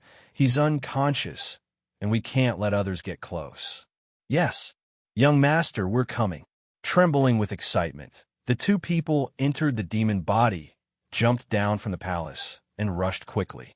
Although the area of Royal City was large and could accommodate tens of millions of people, with the speed of the two people, if they walked in a straight line, they arrived at Dean's side in less than half an hour. They saw that the scene was already full of people, and many residents living nearby also came to see the excitement. When they saw that the destroyed building was only a few streets away from their homes, they could not help but secretly rejoice. The two people pushed the surrounding crowd and forced their way in, only to see a team of pioneers had formed a phalanx surrounding Dean inside, and around them were frontiersmen-level warriors coming to clean up the scene and disperse the crowd. The two people looked at each other, slightly gritted their teeth, and suddenly rushed out of the crowd. Who? The captain of the pioneers was shocked to see the figure suddenly jumping out. This invasion was unforgettable for him, and he thought that the enemy had other accomplices. When he saw the face and dress of the newcomer, the hostility on his face quickly disappeared, and he put on a smile. "It turns out to be the two masters, you are? The goddess wants him, give him to us," the blonde youth said coldly. The captain of the pioneers did not doubt him, and said with a smile, "We are going to give it to the goddess, but we are afraid to wake him up, so we dare not touch him. He has been dealt with. Tell the crowd to disperse, and you also disperse, and return to your respective posts," the blonde youth ordered. "Yes, master." The captain of the pioneers nodded respectfully. Anyway, if the thing was handed over to the other side, even if there was a problem, it was none of his business. He also did not dare to stay with a terrible existence who dared to invade Royal City. Although the latter seemed unconscious at the moment, who knew when he would wake up? Maybe in the next second. The pioneers separated, and the two people stepped forward, looking at the familiar face on the ground, a burst of heat in their eyes, and slightly clenched their fists. The blonde youth bent down to carry the body, turned around, and left. The brown-haired youth followed him, and the two people pushed the crowd and quickly left. Half an hour later, the two people took a detour out of Royal City and came to the wilderness. "To the dark fortress," the blonde youth said, aimed in a direction, and rushed in a straight line at full speed. It didn't take long for the two to come to the Earl's city, and with a badge on their armor, they rushed all the way. The soldiers guarding the gate avoided far away and didn't dare to block the way. After the two left, they enviously looked at their backs. It didn't take long for the two to come to a manor in the city.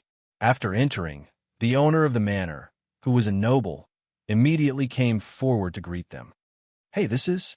The owner of the manor saw the blonde youth carrying Dean and was a little surprised and puzzled.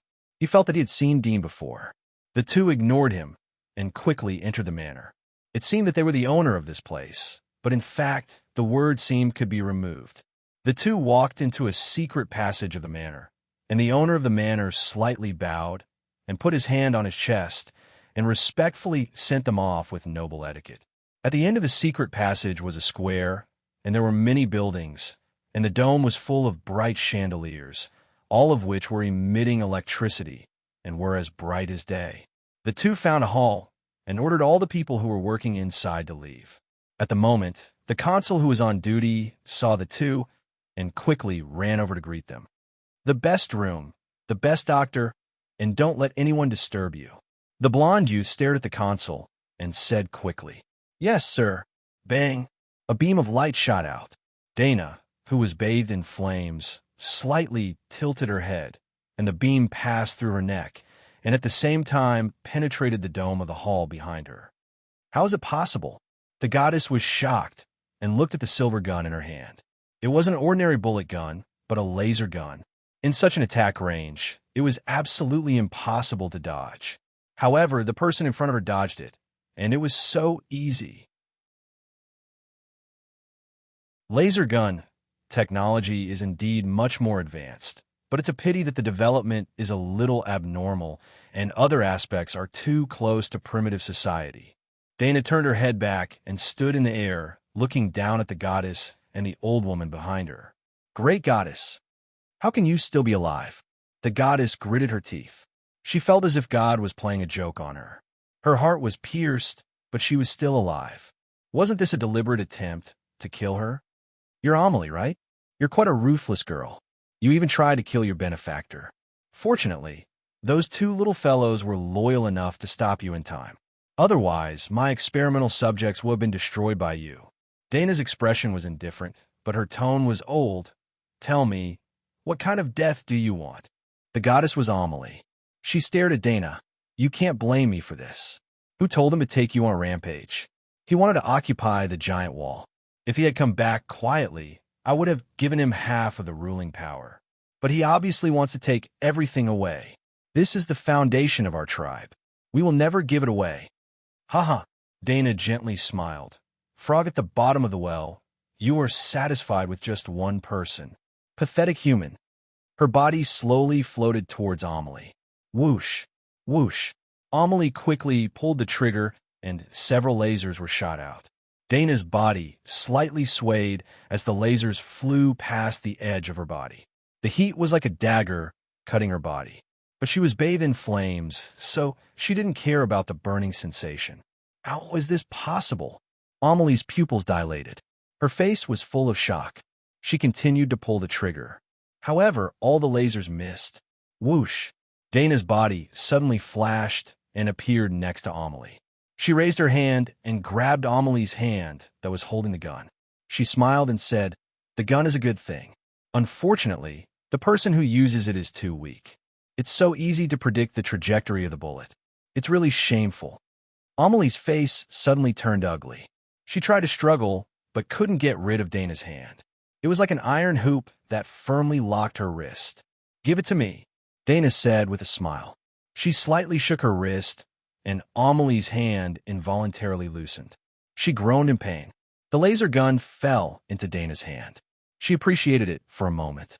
Her mouth curved into a smile. Her fingers suddenly lengthened and pierced Amelie's forehead. "Stop!" An angry roar came from the side, and the hunchback high priest suddenly stood up. The wrinkled skin all over his body suddenly shrunk, recovering at a speed visible to the naked eye, turning from withered yellow to white and tender. His skin also slowly expanded, without wrinkles so tender that water could almost be squeezed out. "It's not your turn yet." Dana's eyes were indifferent. She raised her hand and shot. Bang!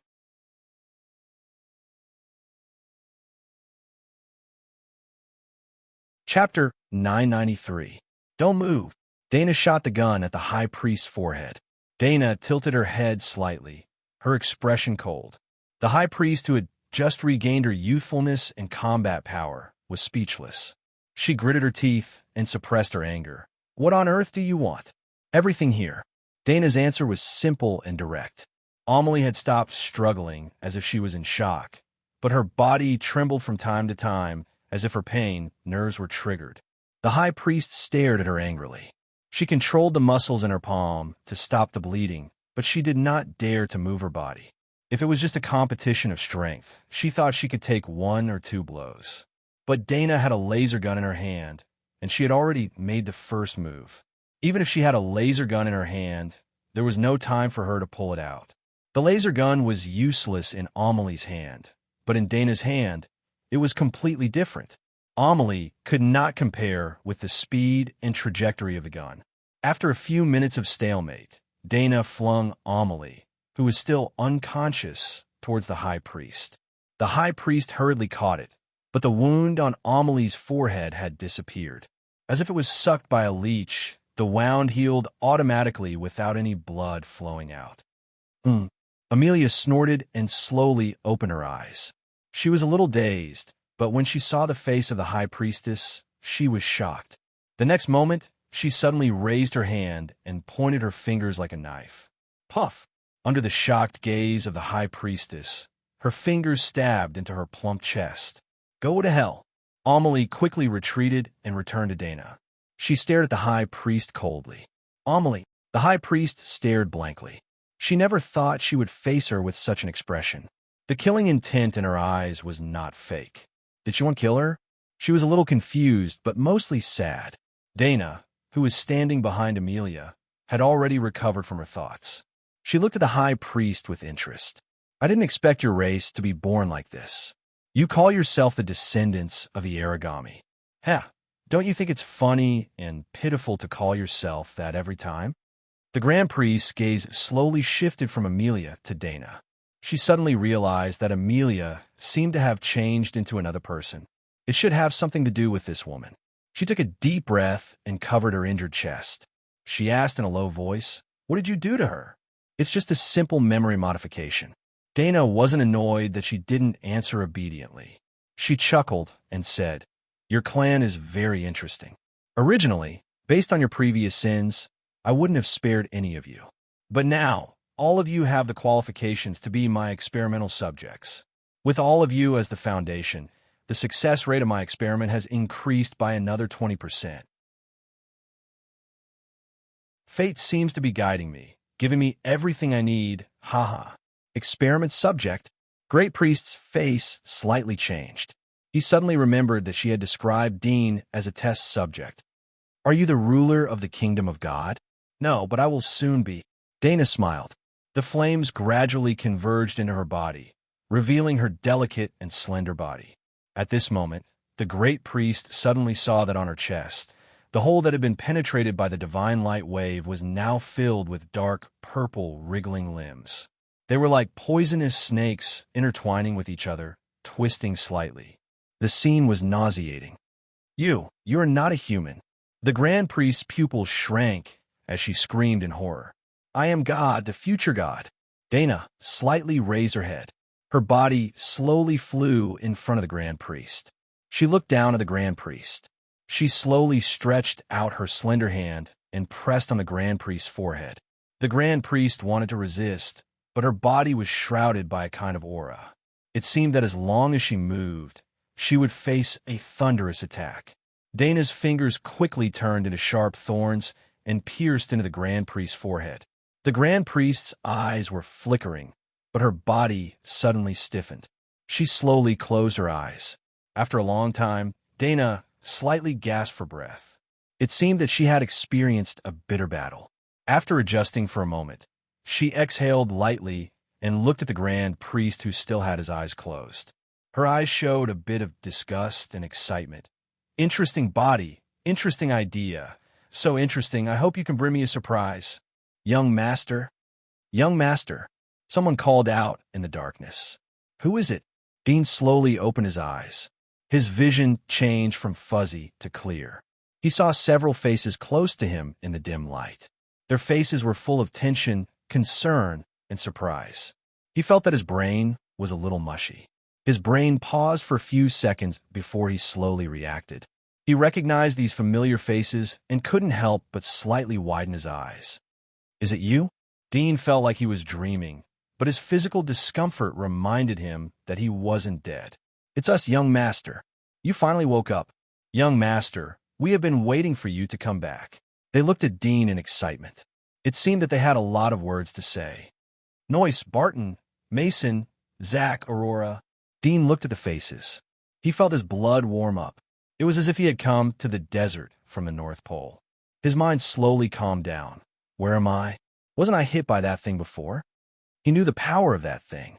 There was only one possibility that he was still alive, and that was that the thing had missed its mark. Young master, this is the Dark Fortress. It's our territory. The blonde Noyce said with a silly smile on his face. When the third divine light wave was fired, Barton and I hit the cannon barrel. The direction was a bit off, so it was shot askew. Dean was puzzled. Magic wave? Where did this thing come from? Why are you there? It's the secret weapon of the palace. It was made by the invaders. Noyce was the most eloquent of them all. He quickly said, Barton and I were there. We are counselors of the royal palace. We were ready to stop the first wave of divine light, but the others were watching with rapt attention. It was very difficult for us to catch them off guard. As a result, you were almost in danger. I deserve to die 10,000 times over. He bowed his head and knelt down. Barton, who was next to him, also knelt down. Mason, Zach, and Aurora, who were standing on the other side, were embarrassed. They wanted to say something, but held back. Dean saw that Mason and Zach didn't seem to be as casual as they used to be. The relationship between them seemed to be a bit strange. He couldn't help but feel regret. Get up. I said that you don't need to kneel to anyone. Dean helped Noyce up. They didn't resist, as they knew that Dean didn't like to play. You are the counselors of the palace. What's going on? Dean asked curiously. Noyce was relieved as he heard that there was no blame in Dean's tone. He slowly told the story to Dean. So that's how it is. Dean gradually understood what happened during this period of time. After he left, Noyce and others followed his instructions. They changed their household registration information and erased all traces. They took the resources he gave them and lurked around the giant wall. It didn't take long for the previous wall lord Aristotle to return. The messenger of the kingdom of God came back with him. He rode a dragon and landed in the palace. The messenger didn't return on the same day, but stayed in the palace. Aristotle was furious as he heard about the shocking changes in the giant wall. He massacred all the soldiers that Noyce had sent to stay in the palace. He liberated the suppressed nobles and searched for Dean and Noyce. He found many accomplices. For example, Pope Richelieu of the Outer Wall had been coerced by Dean. He was addicted to drugs and no longer had the bearing of a pope. He had become a skinny old man with no temperament. He was caught in a pub selling marijuana. He was paraded through the streets of the 12 Earls and then executed. In addition to Pope Richelieu, many elders of the Dark Church, including Hawkeye, who had followed Dean, were caught and beheaded.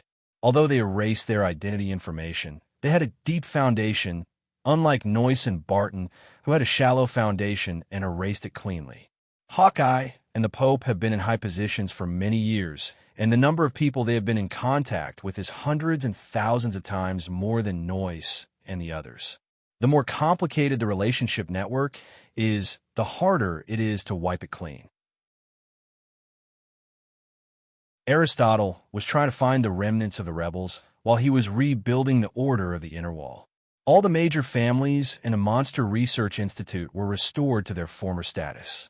In just half a month, it seemed as if the whole world had turned upside down for the residents of the inner wall.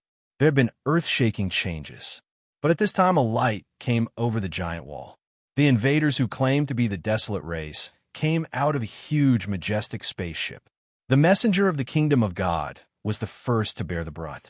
He rode a dragon, but didn't say a few words before he was shot dead by the light outside the spaceship. Aristotle was frightened and tried to escape, but he was still caught. Then a new round of changes began. Noyce, Mason, Barton, and others who were lucky enough to survive came out from the dark after the desolate race completely took control of the giant wall. They pretended to work for the desolate race. They wanted to get an official position. They wanted to grasp the internal intelligence of the desolate race and wait for Dean to come back. However, in the end, only the talkative Noyce and the honest Barton were able to get the position of counselors. But it was just a nominal position without any real power. Amelie was interested in them because they were very familiar with the circles of the inner wall. It was beneficial to help them completely master all the forces within the giant wall as soon as possible. Is this your secret gathering place? Dean looked at the place where he was lying. It was a dimly lit room with luxurious decorations. He chuckled. You have stolen the light and dark division method used by the monastery to manage the outer wall. Barton laughed foolishly and said, Young master, although this monastery is not strong, their method is still very effective. Duddian nodded. Even a 3-year-old child could speak the truth of the world. Even in the Shinluo Empire, perhaps there was a similar management system. Even if the method came from a small giant wall, like Sylvia, it wouldn't seem inferior. Everything in the world was the same. I haven't seen you for a long time. It seems that you have learned a lot. Dean could feel the changes in them. Although Barton looked as honest as before, but his mind had become more delicate and black-bellied. Noyce, on the other hand, was better at hiding his true thoughts. He became more shrewd. As for Mason and Zack, he thought that they were not familiar with each other. But after Noyce's observation, he found that it wasn't the case. They had become more mature and knew how to control interpersonal relationships. However, what made Dean gratified was that no matter how big the change was, their loyalty to him didn't change at all.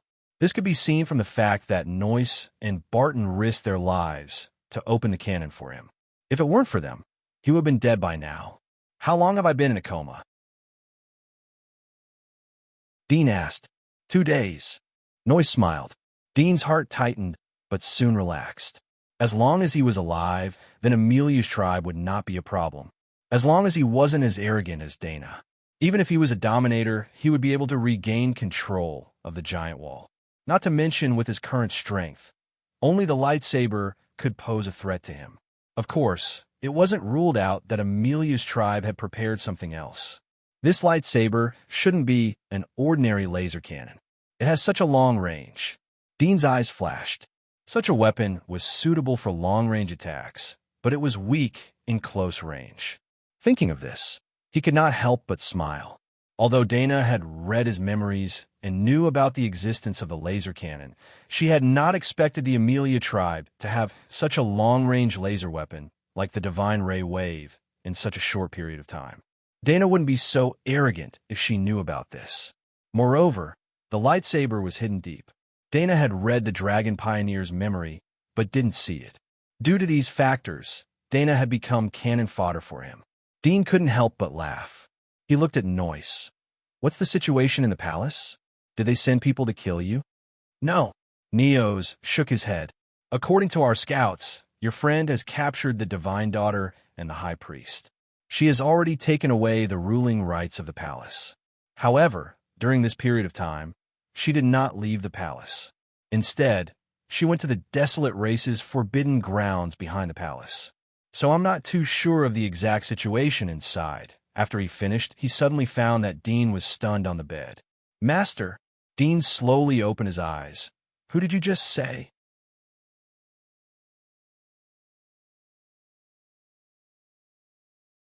Chapter 994. Dina. Dean felt as if a bucket of cold water had been poured over his head. She didn't die? Master, is she your enemy? Noyce was aware of the problem. He and Barton were present at the time, so they knew how fierce the woman's strength was. If she was an enemy, then it would be a disaster. Dean was in a daze for a long time. He had experienced several great joys and sorrows in a short period of time. He had a feeling of collapse. However, his strong mind and endurance made him restrain himself.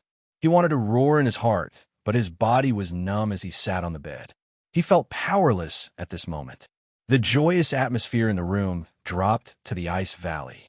Barton, Mason, Aurora, and others looked at each other. They didn't expect to face a more terrifying enemy after escaping from Amelia tribe.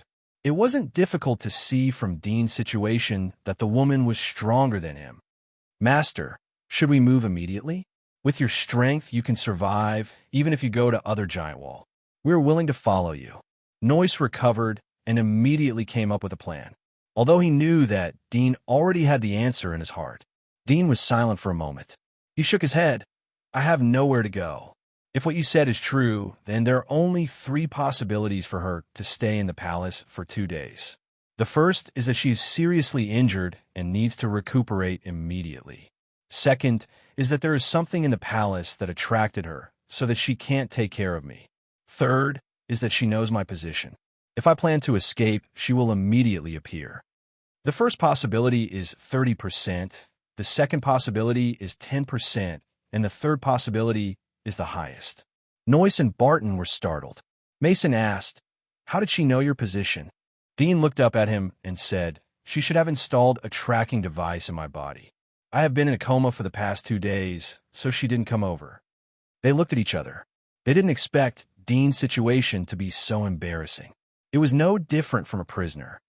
No matter what, we should still give it a try, but don't hold too much hope.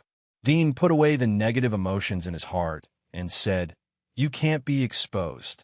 Continue to lurk according to your original trajectory. If I sacrifice myself, don't look for her for revenge. The only one who can defeat her, besides herself, is probably God." God? Noyce and Barton looked at each other. They didn't expect that woman to be so terrifying. Wasn't she invincible? If you can live longer and become stronger in the future, then do me a favor.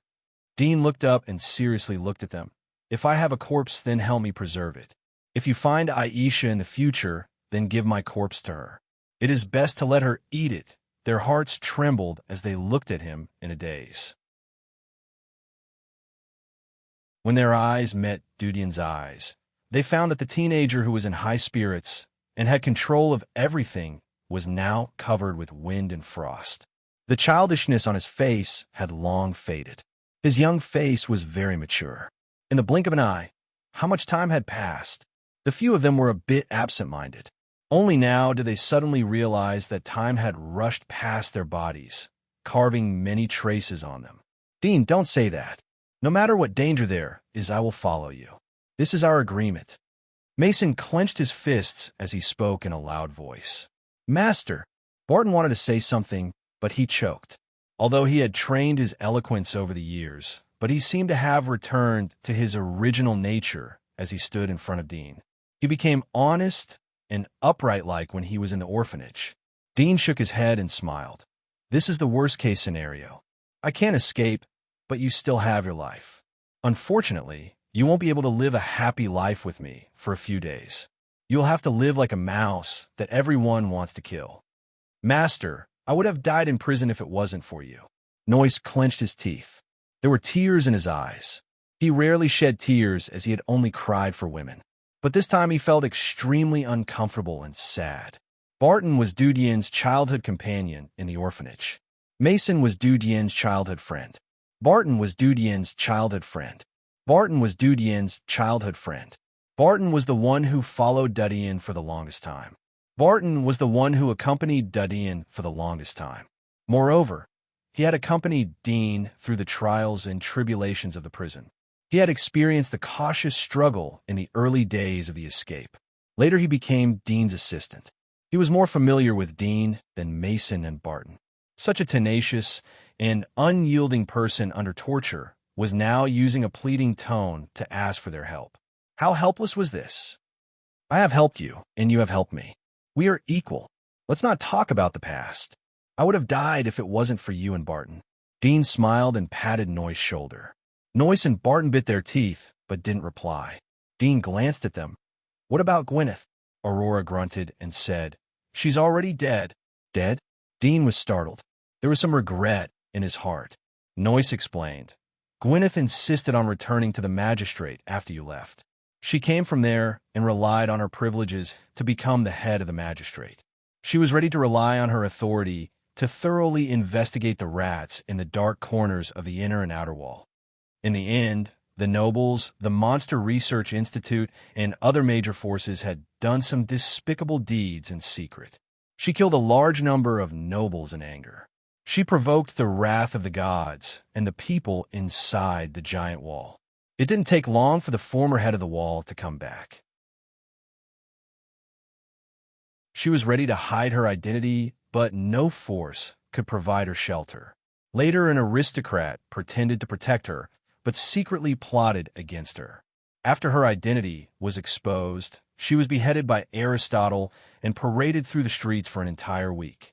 It was only when her corpse started to stink that the parades were called off. Dean was startled, as he didn't expect Gwyneth to end up in such a miserable state. However, there wasn't much anger on the faces of Noyce, Aurora, Macon, and others. After thinking about it for a while, he understood. After all, the biggest underworld forces should be counted as their heads. If Gwyneth wants to pursue these underworld forces, it will inevitably cause friction with them, and they might even turn against each other. So in the end, Gwyneth could only seek refuge under the nobles instead of relying on their strength. He sighed deeply. Gwyneth's appearance appeared in his mind. She had just come out of prison. She had followed him to battle. She had the courage to speak up. From a long time ago, Gwyneth had unabashedly expressed her disgust for some despicable acts. She had been learning in the magistrate since she was a child. Her views would not change, even if she was wronged and imprisoned. She was a good person. It's a pity, Dean murmured. The few of them remained silent. Dean retracted his thoughts after a moment of silence. He didn't mention about Gwyneth anymore. Is there a library here? Take me to see it. Are you going to read? Noyce was surprised. Macon, Barton, and others were surprised. Shouldn't they seize the time to escape? Dean smiled. There is a golden house in the books. Noyce knew that Dean wouldn't do useless things, so he didn't ask much. Yes, I can take you there at any time if you recover. Then let's go now. 3 days later, a golden-armored, desolate guard brought a letter to the dark fortress and passed it to Noyce. After reading it, Noyce's face suddenly changed. He took the letter and hurriedly went to the library in the depths of the dark fortress and found a young man who was sitting cross-legged under a bookshelf and flipping through a book. Master, a letter from the palace. Noyce quickly called out. Dean lifted his eyes from the book and glanced at the letter in Noyce's hand. There was only one sentence in the letter. It was very simple. Have you played enough? Do you need me to personally invite you over? Dean's eyes were calm. He looked at Noyce. It seems that I don't need to escape to test whether she installed a tracking device on me or not. Noyce smiled bitterly. It seems that she has already grasped the Amelie tribe in the palace. With the help of the positioning device on you, she knows about our secret base. Otherwise, she wouldn't have sent the letter directly to you. That golden-armored, desolate guard bluntly said that he would send it to you. Don't worry. She isn't interested in the power here. She will leave after the matter is settled. Dean stood up and patted the dust off his body. After she leaves, the desolate race will be hit hard. You can wait for an opportunity to attack. Prepare well during this period of time. If I'm still alive, I'll help you destroy the desolate race. Master, Noyce's eyes were full of worry. He didn't care about the secret base being exposed. Dean patted his shoulder. The messenger of the kingdom of God died here. The kingdom of God will send people to investigate. There are many strong people in the kingdom of God. The road to the throne is unattainable and too difficult. If you can take them to another place and find a giant wall, maybe they will be happier there. Noyce's nose turned sour as he heard Dean's words. Master, if something happens to you, then I'll avenge you. I'll use the rest of my life. Dean shook his head. It's not worth it. I don't want you to tie yourself to my prison after I rescue you from it. You have your own life. Find a village with few people and live a good life. Your Majesty, Crimson Moon, the person you invited has arrived. A golden armor guard respectfully said. Above the palace hall, a slender figure wearing a scarlet flame robe sat on the throne, looking down from above. On both sides of the hall were the leaders of many forces, including the earls of the 12 cities, the deans of the Demonic Creature Research Institute, the patriarchs of the demonic hunter families, and so on. Bring him in. An indifferent voice came from the throne, covering the entire hall and reverberating in everyone's ears. Dean was standing outside the hall when he heard Dana's voice. He sighed in his heart and followed the golden-armored, desolate guard into the hall. Soon, he saw the patriarch of the Winged Demon Clan, the patriarch of the Rock Clan, the dean of the monastery, several outstanding academicians of the Monster Research Institute, and several nobles who had flattered him. On the two sides of the throne, Amelia and the great priest could be seen. Familiar faces. Dean chuckled, somewhat self-deprecating. Your Majesty, Crimson Moon, Dean has arrived. The golden armor guard respectfully bowed his head. Dinah nodded slightly on the throne and said to Dean, Did you have a good time these days? How could I have a good time without you? Dean chuckled. Dinah raised her eyebrows and a cold light flashed in her eyes. She seemed to have thought of something and her lips curved. Is that so? I'll play with you later. Dean heard her deliberately ambiguous tone and knew that she was angry. He shrugged and said, I hope your skills haven't deteriorated in a few days. The smile on Dinah's face did not diminish. She suddenly realized that she had made a mistake. She was far from being his opponent when it came to flirting with a man. Although the conversation between the two was short, the people on both sides of the hall were surprised. In the past few days, they had heard the inside story of the replacement of the throne from their own intelligence channels. Naturally, they knew Dinah's strength. Dean was an old face to them. He was a legendary figure in the past. However, compared with Dinah, a powerhouse of the abyss, Dean was obviously worse. They just did not expect that Dean would have a relationship with such a figure. Thinking of this, many people looked at Dean with both envy and jealousy in their eyes, but there were also some sighs. Today, I called you here for no other reason than to tell you that you should continue to be my subordinates. Don't play tricks in the dark. Dinah no longer paid attention to Dean and said to the people in the hall. Everyone already knew the purpose of Dinah calling them here was to formally inform them about the replacement of the throne. However, they did not expect that it would be so straightforward and simple. It seemed that there was no subtlety. Did no one hear what I said? Dinah's indifferent face showed a trace of a smile when she saw that no one answered. Yes, the Zawa family will always be loyal to Her Majesty. The wings of the Hunter clan is willing to be loyal to Her Majesty. Everyone immediately expressed their position and did not dare to stand out at this time. Dinah waved to Amelie next to her and said a few words to her. Then she got up and said to Dean, "You come with me." Dean was relieved. Previously, when he saw Amelie calling so many big bosses in the giant wall, he thought that she really wanted to manage the giant wall. Fortunately, she became impatient after a few words and did not want to think about it.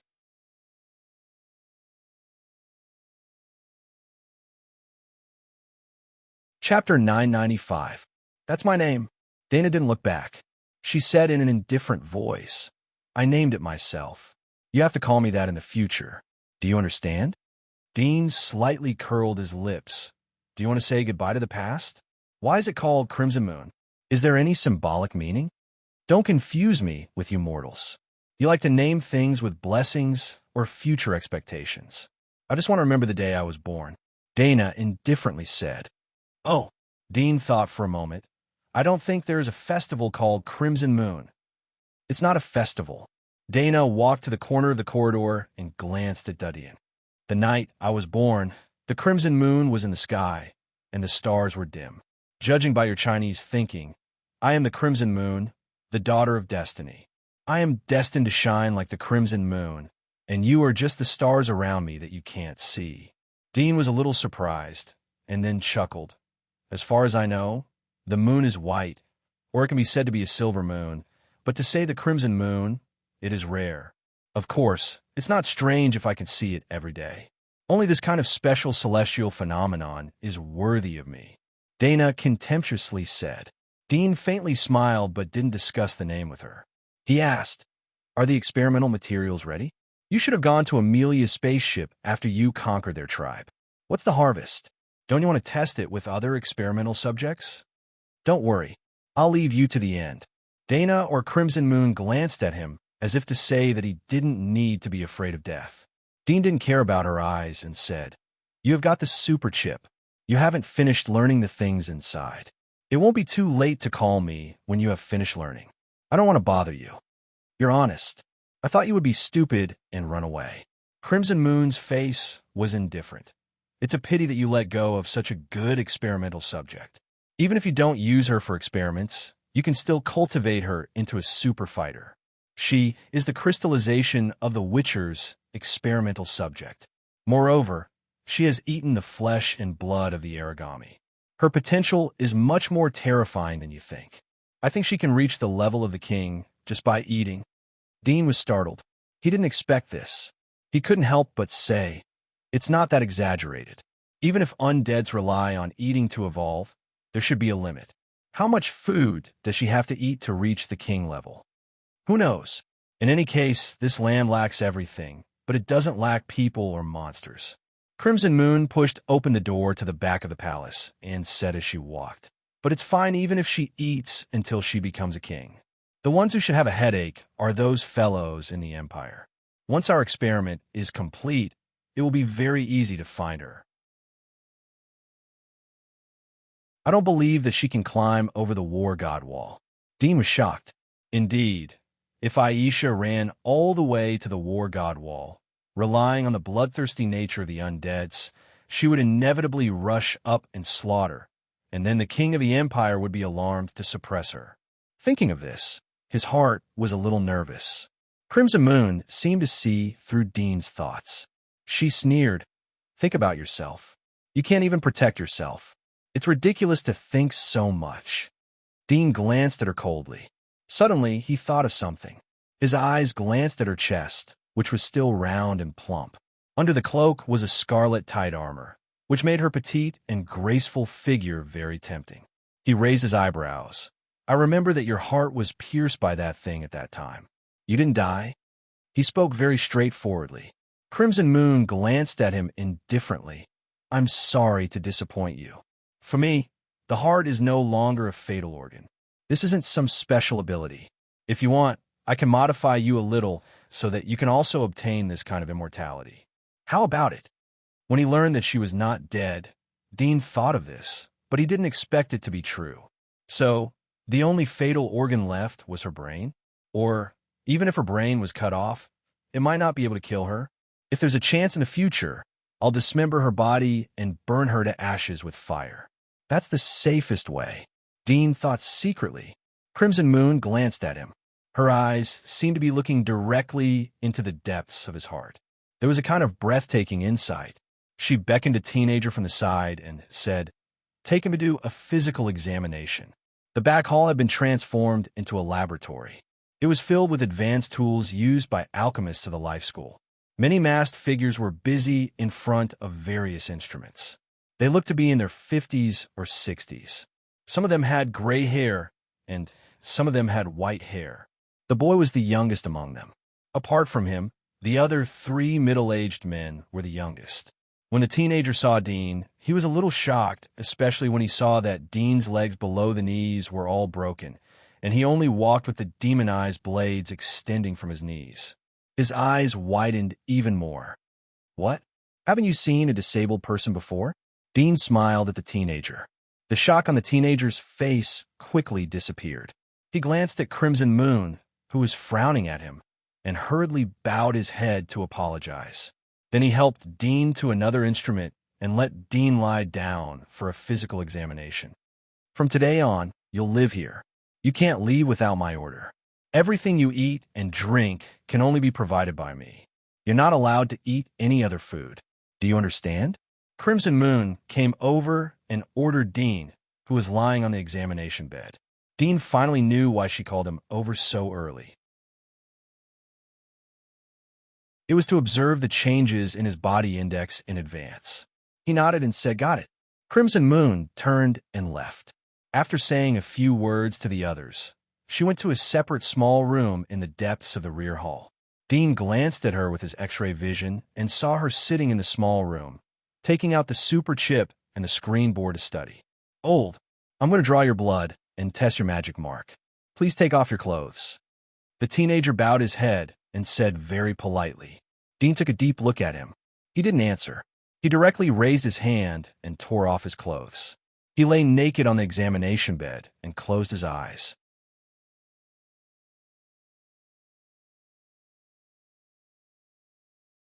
Chapter 996. Blood Test. Fat percentage covering 12%. Magic Mark Activity Test. Dean lay down and let the youth test his body. He closed his eyes and thought about his own things. When all the required specimens were collected, the youth helped Dean up and said nervously, "You can go to the side and rest for a while." Dean looked at him and asked, "What's your name?" The youth's face changed slightly. He bowed his head and said, "My name is Sangba." "Sangba." Dean muttered and nodded slightly. He got up from the bed and condensed a magic blade on his severed knee. He stood on the ground and pierced the floor, creating a crack. He walked toward the rest area on the other side of the back hall. At lunchtime, a maidservant brought over a medium-well steak and a cup of milk. After eating, Dean lay on the sofa and continued to rest with his eyes closed. Fei Yu stayed in the small room, concentrating on learning the knowledge in the super chip. Other masters transferred from the monastery and the Monster Research Institute were busy with the experimental tasks given to them by Fei Yu. In the afternoon, Dean saw 3 ragged girls, who looked 7 or 8 years old, being led to the back hall by a golden-armored wilderness guard. "Sir, the experimental subjects you wanted are here," the golden-armored wilderness guard said respectfully. An old man wearing a white coat and a monocle came forward and soon frowned. He pinched his nose and said, "It stinks. Where did you find them?" "From the slums. They don't have household registration," the golden-armored wilderness guard said respectfully. The old man frowned and waved his hand. "Take them out to wash. Don't send such dirty things here in the future. Don't stain this place." The golden-armored desolate guard jumped in fright and hurriedly said, "Yes, I'll take them to wash up." With that said, he grabbed the 3 girls who were looking around in confusion and quickly left the rear hall. Dean, who was lying on the sofa not far away, opened his eyes and watched the scene. After the golden-armored desolate guard left, the old man seemed to be aware of something. He tilted his head and looked at Dean. When their eyes met, the old man's mouth revealed a rich smile. He licked his lips like a hungry prey appreciating a delicious dinner. Dean closed his eyes and ignored it. At night, the 3 clean little girls were sent into the hall. The old man, wearing a monocle, led them to a separate laboratory room. Not long after, the little girls' screams and cries could be heard from inside. The voice came abruptly and ended abruptly. Dean slightly frowned, turned around, and continued to close his eyes. "You are quite honest. Why didn't you go out for a stroll today?" Crimson Moon came to Dean's side and said with a smile. Dean opened one eye and glanced at her. "Have you finished?" Crimson Moon stretched lazily, revealing the slender figure of a lovely young girl. "I'm tired from watching, so let's take a break." The people of the old era really do have some redeeming qualities. Perhaps in the future, we will be able to create nuclear weapons, conquer the Earth, and reclaim the absolute ruling position of the human race. Dean was too lazy to talk. These things were too far away for him. Crimson Moon's eyes sparkled. She was full of confidence for the future. Seeing that Dean ignored her, she didn't say anything more. Humming a classic song from the old era, she turned around and left. The next day, Dean's first physical examination report came out. The report was sent directly to the desk in Crimson Moon's small room. Dean didn't have a chance to look at it. Instead, he cooperated with Sang Ba and continued the second specimen collection. Time flew. Dean had been in the back hall for half a month. Every day, he had to complete a specimen collection. Every day, the changes in his body data would be sent to Crimson Moon. He was just like a lab rat in a cage being injected. In this half a month, the Golden Armored Desolate Guard had sent some experimental subjects one after another. Most of them were untouchables from slums without household registration. Even if they died, no one would know, so it was not easy to be investigated.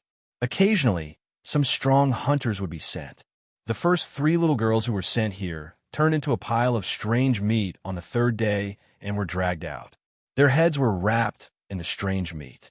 They were like dry corpses, screaming as if they were in deep despair. Dean silently watched as batches of experimental products were sent to him. They were turned into piles of failed materials and sent out. For the first time, he clearly felt the horror of the Monster Research Institute. They had been doing such experiments in secret for many years. Life was only a string of data here. There was no additional meaning besides that.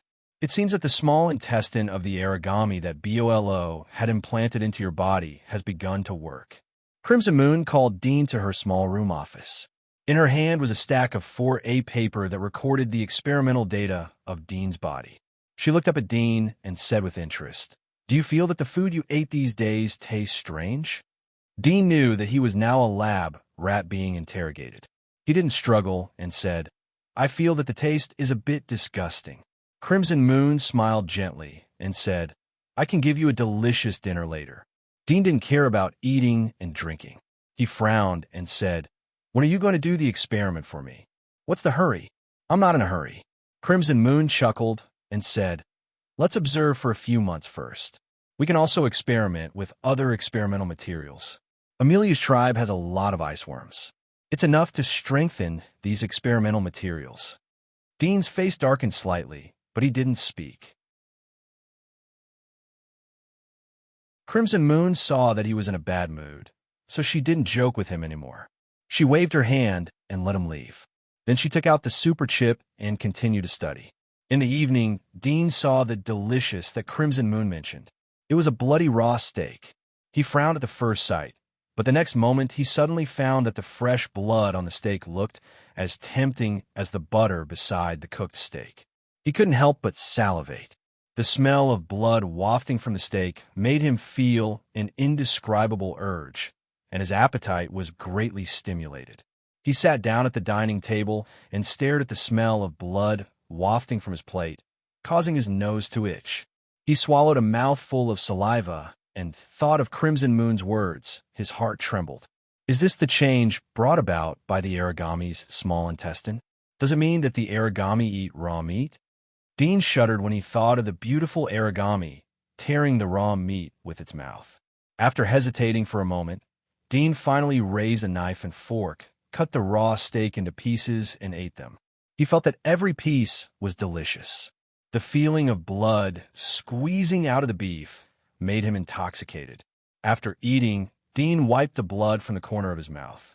He looked at the empty plate and sighed. What would he become?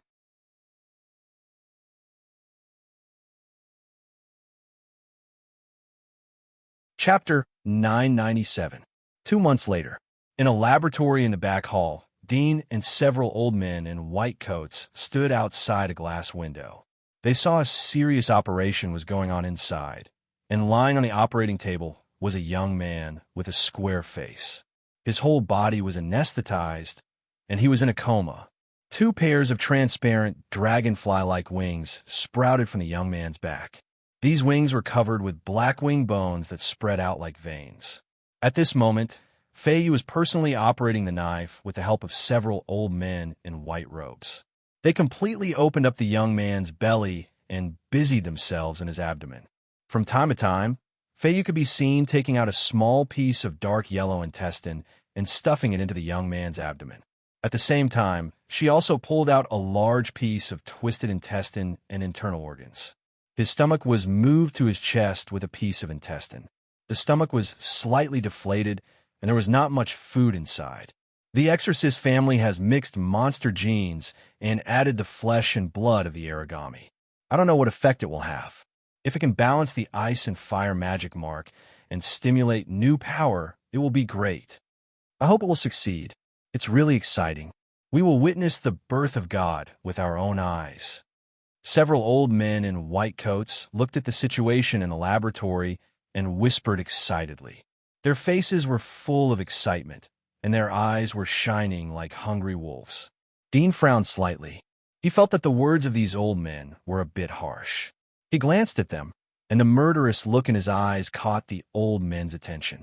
Seeing Dean looking at them with a bad expression, they immediately retreated to the side, not daring to explain or contradict Dean. After all, Dean was the only rare experimental subject, and they could be replaced. If Dean really killed them, Crimson Moon would not avenge them. After they retreated, Dean's eyes turned to the laboratory. He secretly prayed that Crimson Moon or someone else made a mistake and caused the experiment to fail. Once this experiment was successful, it meant that Crimson Moon's God creation experiment was one step closer. It would not be long before this set of experiments was used on him. Soon, his prayer was successful. No one made a mistake, but when Crimson Moon was stitching up the square-faced youth's belly, he suddenly woke up from the anesthesia. His eyes were bloodshot and looked as if they were about to pop out of their sockets as he let out an angry and ferocious roar. Blue veins bulged on his neck, but they were incomparably dark. The next moment, the square-faced young man's abdomen swelled up, and a half-stitched wound burst open, spraying dark green blood. Crimson Moon reacted quickly and pulled up her sterilized white gown to block the blood.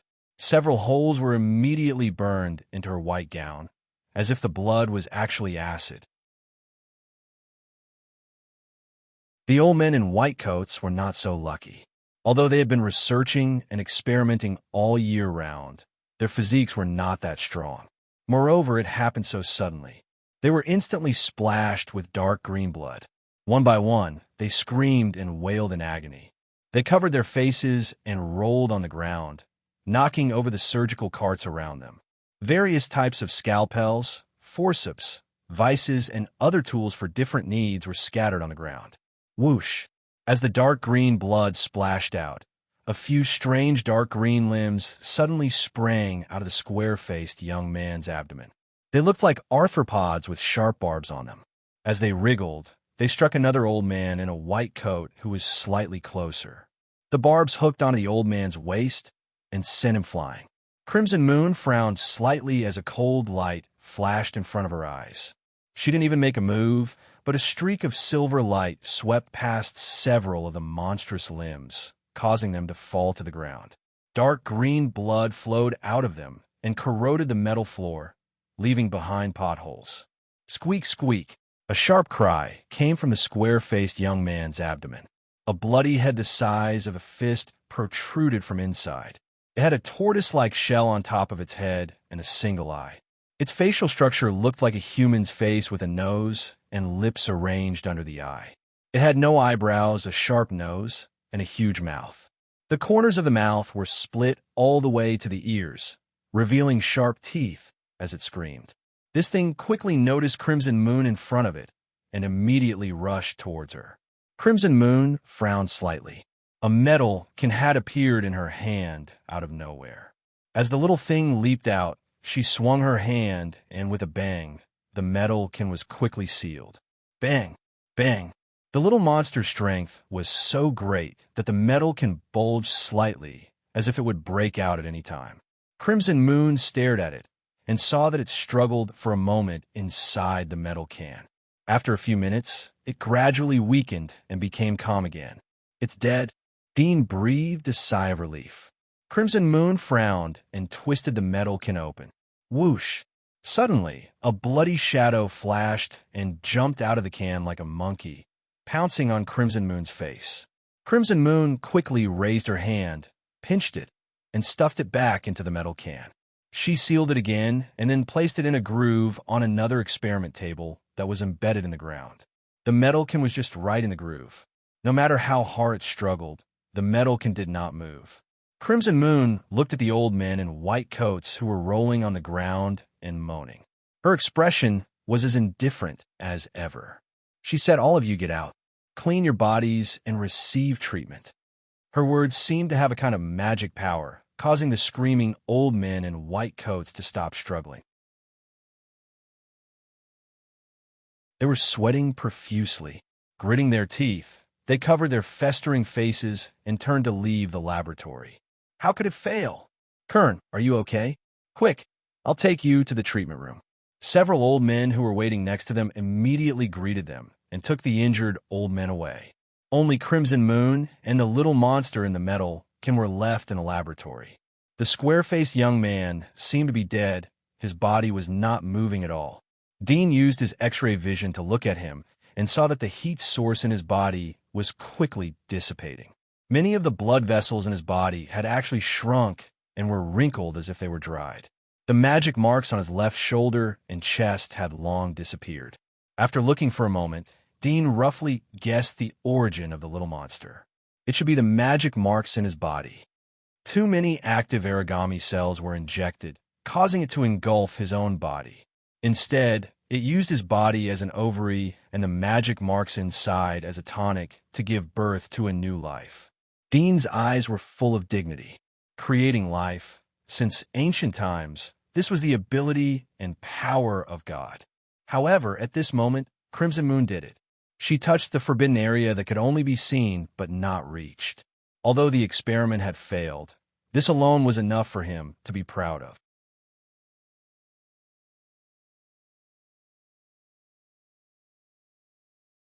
Chapter 998.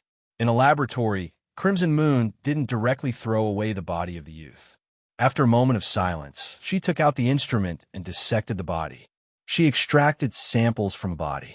After the examination of each specimen was completed and the results were recorded in the experimental data, Crimson Moon ordered someone to dispose of the rest of the garbage, and then took the little monster in the metal jar to another laboratory. Time flew. The experiment in the back hall was in full swing. Every day, there were experimental materials being sent. The magistrate who was responsible for maintaining justice inside the giant wall had become Crimson Moon subordinates. Dean stayed in the back hall and knew nothing about the outside. But he didn't hear any news from Noyce and Barton. For him, it was the best news. He hoped that they could endure. Her Majesty Crimson Moon wants you to go and test your body. Samba whispered behind Dean. Dean's eyes retracted from the window. From the progress of the experiment in the past few days, he knew that this day was coming. After a large number of repeated experiments, Crimson Moon's God creation plan was close to perfection. It would be implemented on him. Fortunately, his preparation was completed. Go. Dean turned and followed Samba. Samba came to the laboratory. As before, he did the body test for Dean. An old man in white coat came over and called Dean to go to Crimson Moon's office. Are you looking for me? Dean opened the door and saw Crimson Moon sitting in front of a stack of experimental materials. She closed the door. Crimson Moon didn't raise her head. Are you ready? Is it about to start? Dean narrowed his eyes. Crimson Moon's gaze lifted from the report in her hand. She looked at Dean and suddenly smiled. You're very calm. It seems that you're mentally prepared. Anyone else would be numb after such a long time. Dean indifferently said. Crimson Moon smiled. Others won't have such an opportunity. Once you succeed, you'll be a living god. I hope so. Dean didn't express his opinion. Crimson Moon quickly read the report and threw it on the thick experimental materials. Sit here. Dean's eyes flashed slightly, and he sat on the sofa in front of her desk. Let me see what you've been thinking all this time. With a smile on her face, Crimson Moon naturally sat beside Dean. Her body exuded a faint orchid fragrance, which floated into Dean's nose and seeped into his heart. Dean didn't resist as she stretched out her snow-white hand. He just quietly looked into her eyes. Crimson Moon's small hand was very cold and very soft. When it touched Dean's forehead, he felt a slight tingling sensation. Then, Dean felt his vision was suddenly pulled into darkness. His body fell infinitely and then fell into eternal darkness. Intense pain surged from the boundless darkness. He tried his best to endure it, but the pain soon exceeded the limit of his endurance, and he immediately fainted. Crimson Moon frowned slightly and opened her eyes. Looking at Dean, who had fainted on the sofa, her eyes flashed with a strange color. She quickly closed her eyes again. After a few minutes, she opened her eyes again. There was a bit of surprise on her face, and then she pursed her lips and smiled. Sure enough, you're a person who can't let down your guard for a moment. Your resistance is really tenacious. In such a desperate mood, you can actually have such a wonderful idea. You want to hypnotize me? Unfortunately, as soon as you think about it, I can see through it. Fortunately, I didn't mess up the sequence and directly watch from the back. Otherwise, I might have been tricked. She looked at the young man with admiration. The more she understood, the more she admired Dean. She thought that if she was in his shoes, she would never think of such a strange resistance method in such a desperate situation. Moreover, this method was not completely ineffective. If she was careless and directly watched Dean's memory from the back randomly and saw the hypnosis part, she might really be hypnotized. At that time, she would be countered by Dean. This trick almost turned Dean from a captive to a master. She really didn't expect that her ability to read memories would be found by Dean. This man was too terrible. While sighing, she couldn't help but feel a bit of fear in her heart. This man really couldn't let people relax a little. No matter how great the adversity was, it was possible for him to find a gap to drill out, only to eliminate the trouble forever. Her eyes flashed, and she slowly closed her eyes. After a while, she withdrew her hand, got up, and poured herself a glass of water. She sat back on the sofa and drank quietly. There was a slight sweat on her forehead. The pain faded from the darkness, and Dean felt a little warm. He slowly woke up and opened his eyes. He saw Crimson Moon sitting beside him and drinking tea. His eyes suddenly showed a bit of surprise and gentleness, and he hugged Crimson Moon. Crimson Moon was not surprised and let Dean hold her in his arms. She chuckled and said, "We just left for a while, and you're already so reluctant." Dean buried his head in her neck, took a deep breath, and smelled the girl's body fragrance. He said softly, "Even if it's just for a minute, I don't want to." Dean smiled and gently pushed him away, saying, "Don't be like this, we still have things to do. We have to do the experiment tomorrow. You have to rest tonight, and don't let your imagination run wild." Dean grinned. "I only miss you." Crimson Moon's cheeks were slightly red. Although she knew that this was the result of memory modification, it was the first time she was treated like this. From Dean's eyes, tone, and expression, she could see that he was sincere from the bottom of his heart. Suddenly, she was a little jealous of Aisha, who had turned into a corpse king. They were also the products of the experiment. Why could she get such love? However, this jealousy came and went quickly. She was too lazy to argue with an undead. When the experiment is successful, this world will be ours.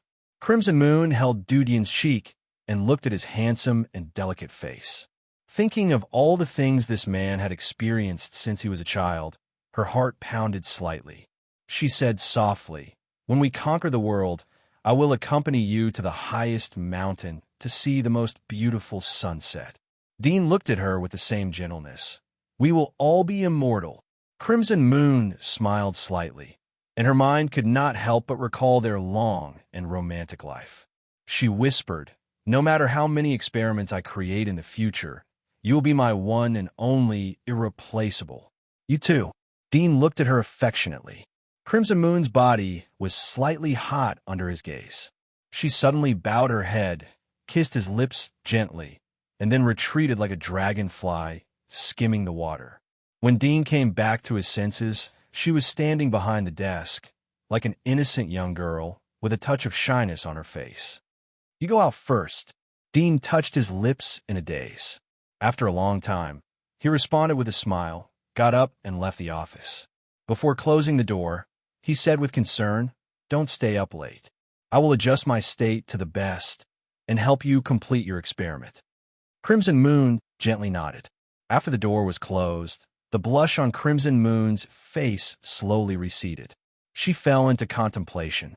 After a long time, she shook her head slightly and no longer thought about it. She continued to read the previous experimental materials. After Dean came out, he went to eat dinner and then returned to his sleeping place. It was already late.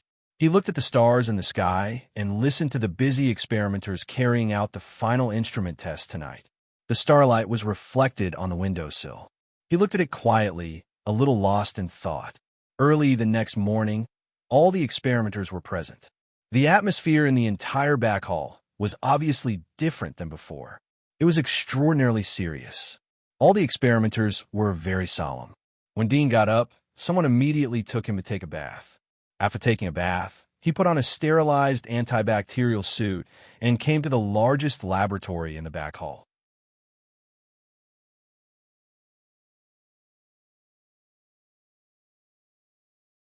Chapter 999. You're here. Crimson Moon came out of the laboratory. Today, she was wearing a pure white coat and a mask. Only her eyes exposed on the mask could let people feel her beauty. Dean's eyes lit up when he saw her, and his originally nervous body quickly relaxed. "Are you ready?" Crimson Moon looked at him tenderly, with a trace of tenderness in her eyes.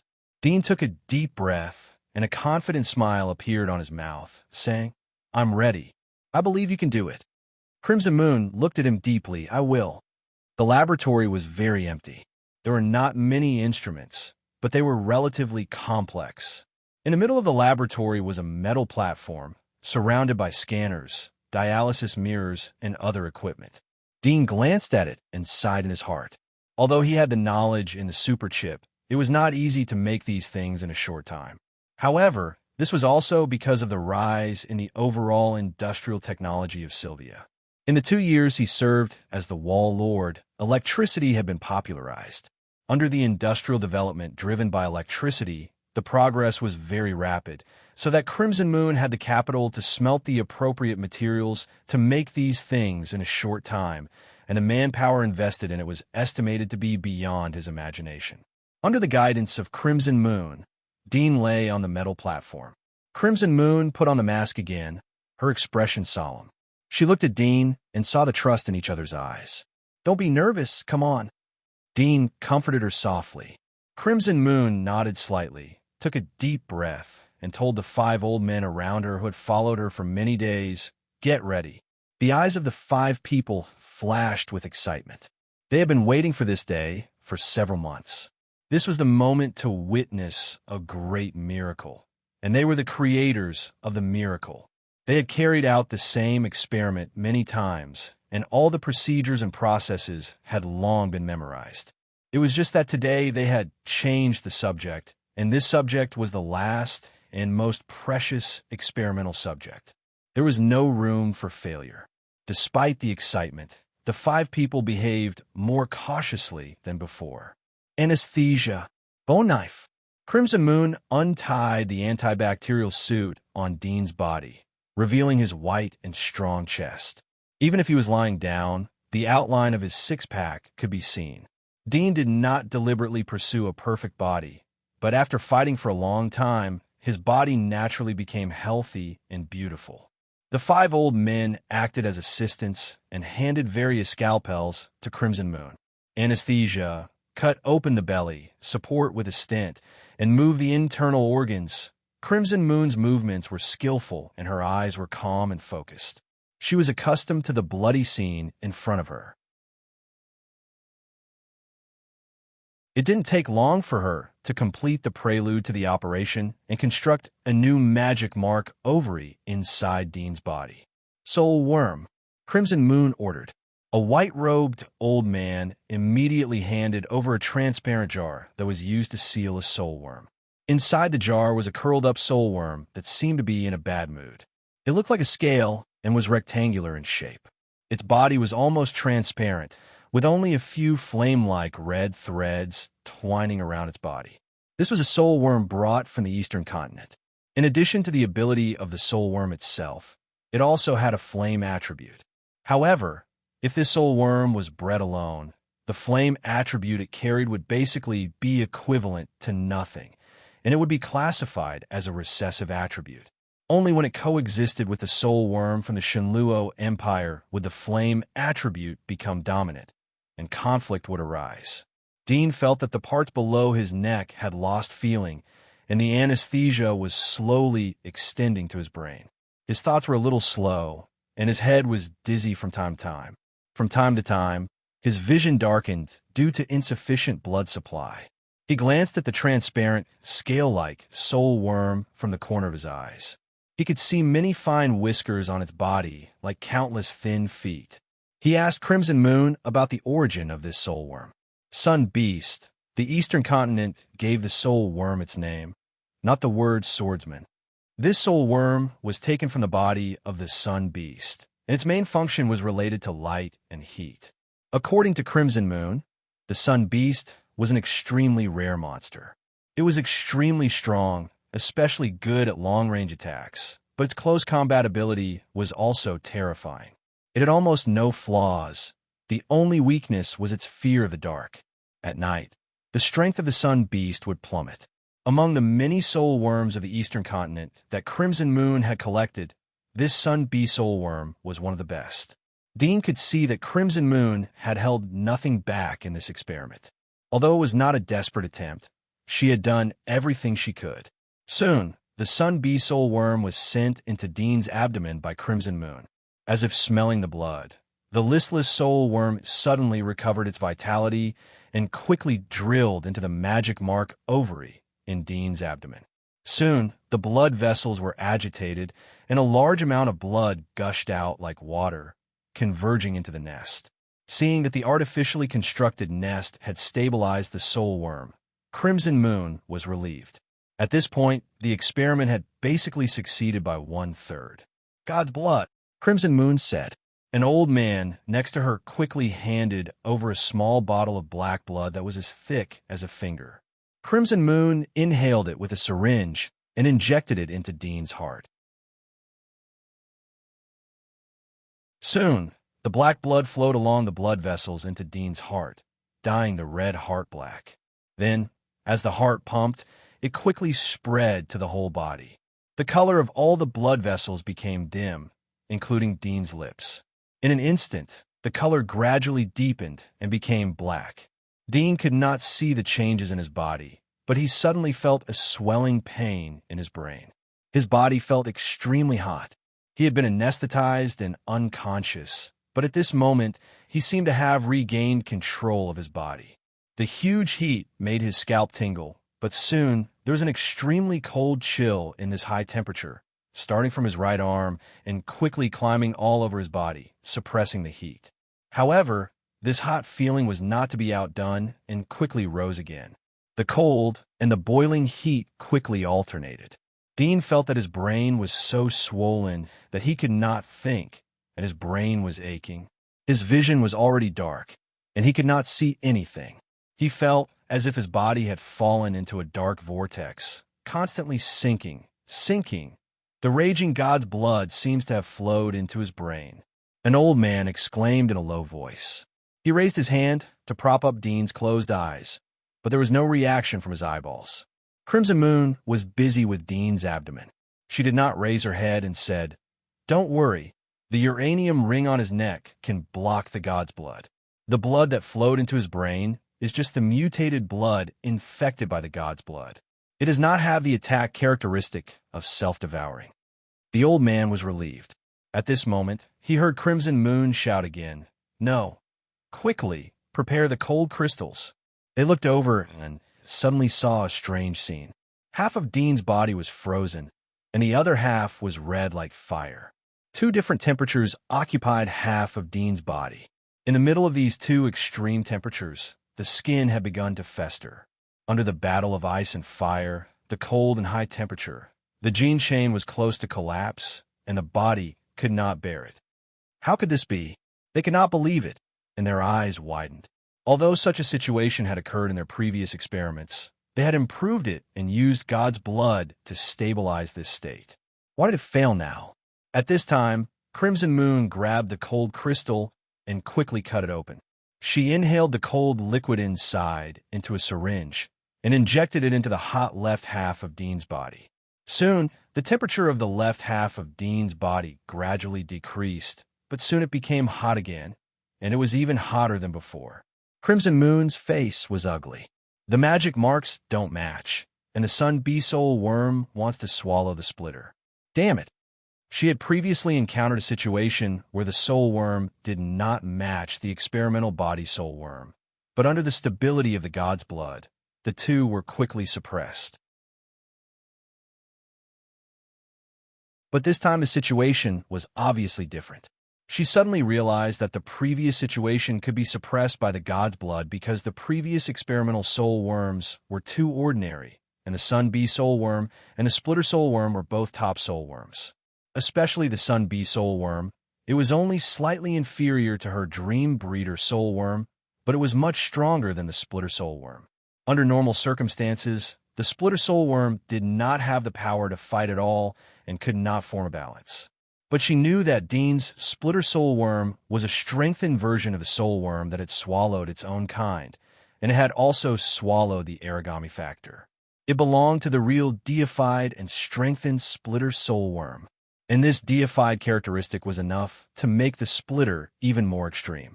According to the Empire's 5-star soul worm ranking system, the deified splitter could be listed in the 5-star category. Although it could not be ranked in the top of the 5-star category, it could be regarded as one of the top soul worms. But she did not expect that under such circumstances, it still could not suppress the Sun Bee Soul worm. Soon, Crimson Moon came to a realization. The Sun Bee Soul worm was very likely to have absorbed the god's blood and completed its deification. Therefore, its quality, which was originally higher than the splitter, was improved again. It was already one of the best among the 5-star soul worms.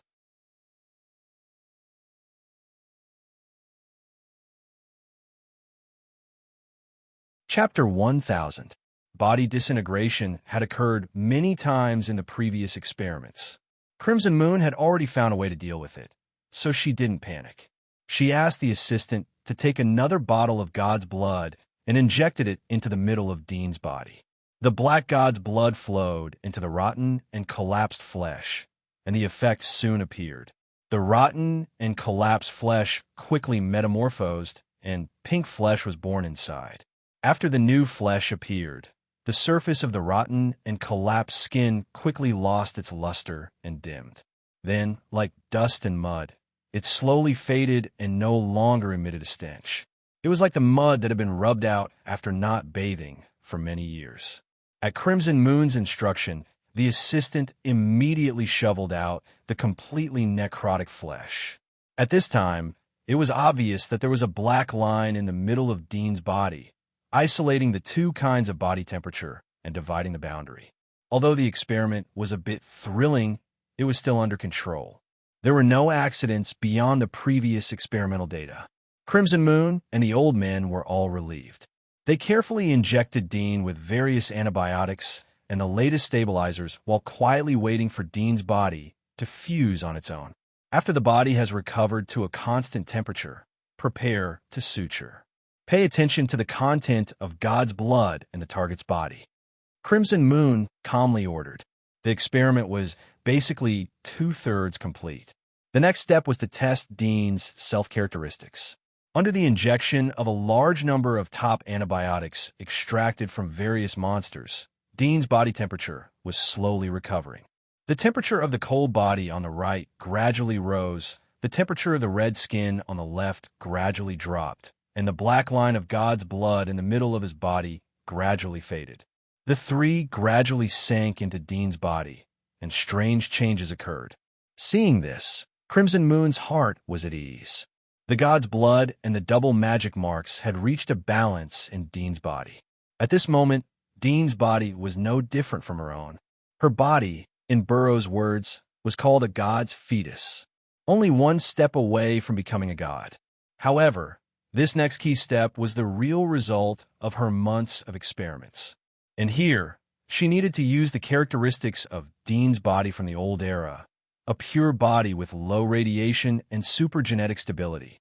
After going through Dean's memory, Crimson Moon knew that Dean's preciousness was more important than what Burrough had thought. It could be said that he was unique. This wasn't only because he was an olden-era life form. Regardless of whether it was his past or the 300 years of slumber in the freezer, it was enough to see that his body was different from the masses. Only she knew that the freezer was not a mature work. Ordinary people would never be able to sleep in it for such a long time. When it exceeded a person's critical point, the long period of low-temperature freezing would completely freeze a person's life. Even if they were lucky enough to wake up, their brain function would not recover completely. The possibility of them becoming an idiot or mentally retarded was as high as 90%. After all, the human brain was too mysterious. It contained consciousness, soul, and thoughts. These were all mysteries that scientists had not been able to solve until now. For example, why did humans dream? How did human consciousness come about? How did human thoughts come about? Where was the soul? These were all unsolvable mysteries. Dean's parents might have considered the possibility of Dean becoming an idiot, so they recorded most of the important knowledge of the old era, especially the industrial reform, in the form of text and pictures in the superchip. Even if Dean became an idiot, he might be able to rely on the knowledge in the chip to recover some intelligence. Even if he was too idiotic to learn, it didn't matter.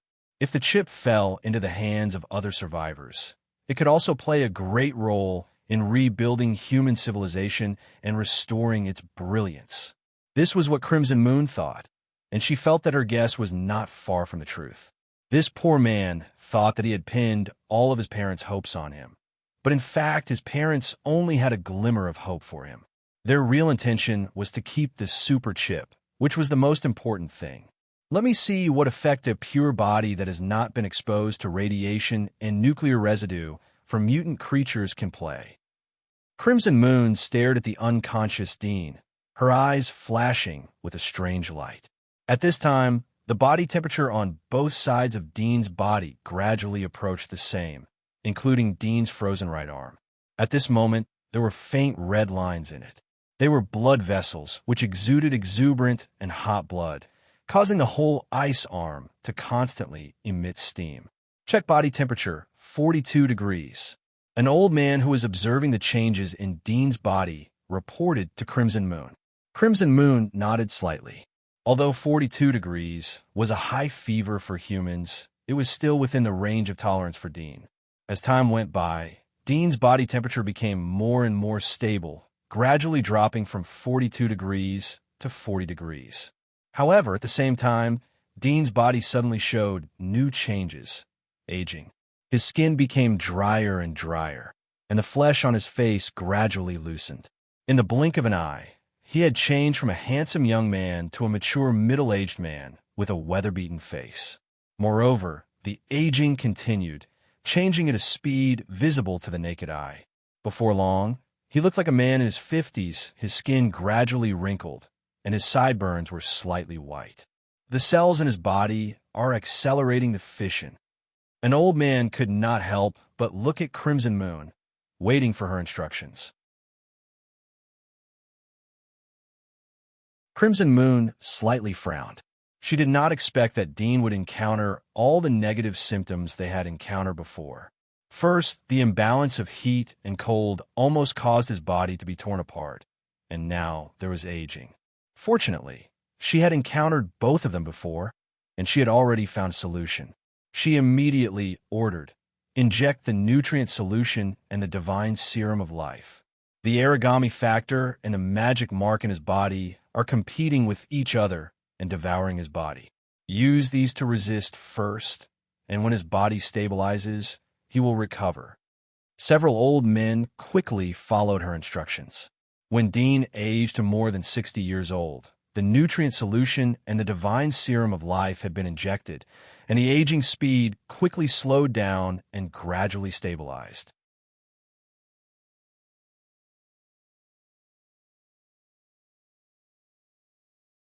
Chapter 1001.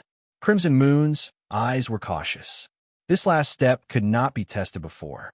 Success or failure depended on Dean's own characteristics. She had transformed Dean's body into a body that matched the origami's heart, but whether it could be a perfect match or not depended on luck. Test the experimental body's condition. Crimson Moon ordered. Several old men immediately took out various instruments and started to work on Dean's body. After a while, all kinds of data were collected. Blood pressure stable, spirit stable, magic mark stable, God's blood dissolved stable.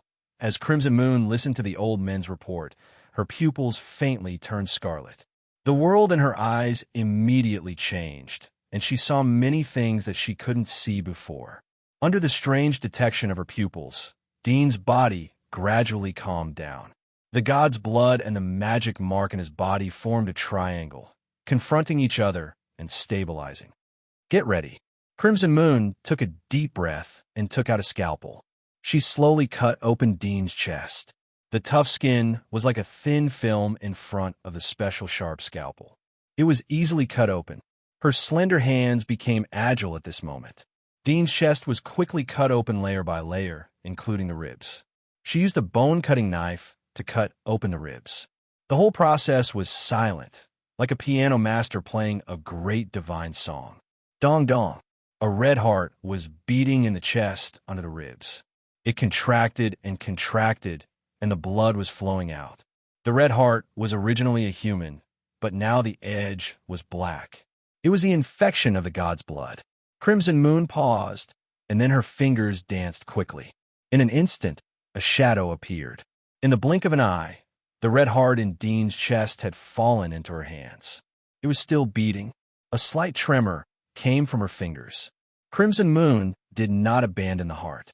Instead, she gently put it on the tray that had been prepared. Then she took out the dark purple origami's heart, quickly connected the blood vessels, and buried it in Dean's chest. The experiment continued. The whole room was silent. The old men did not even dare to breathe as they stared at this magical scene. They had seen some crazy alchemists do experiments to change the heart, and even a brain, but the process was much more bloody and brutal than this. Naturally, There were countless experimental subjects, but only a few of them succeeded.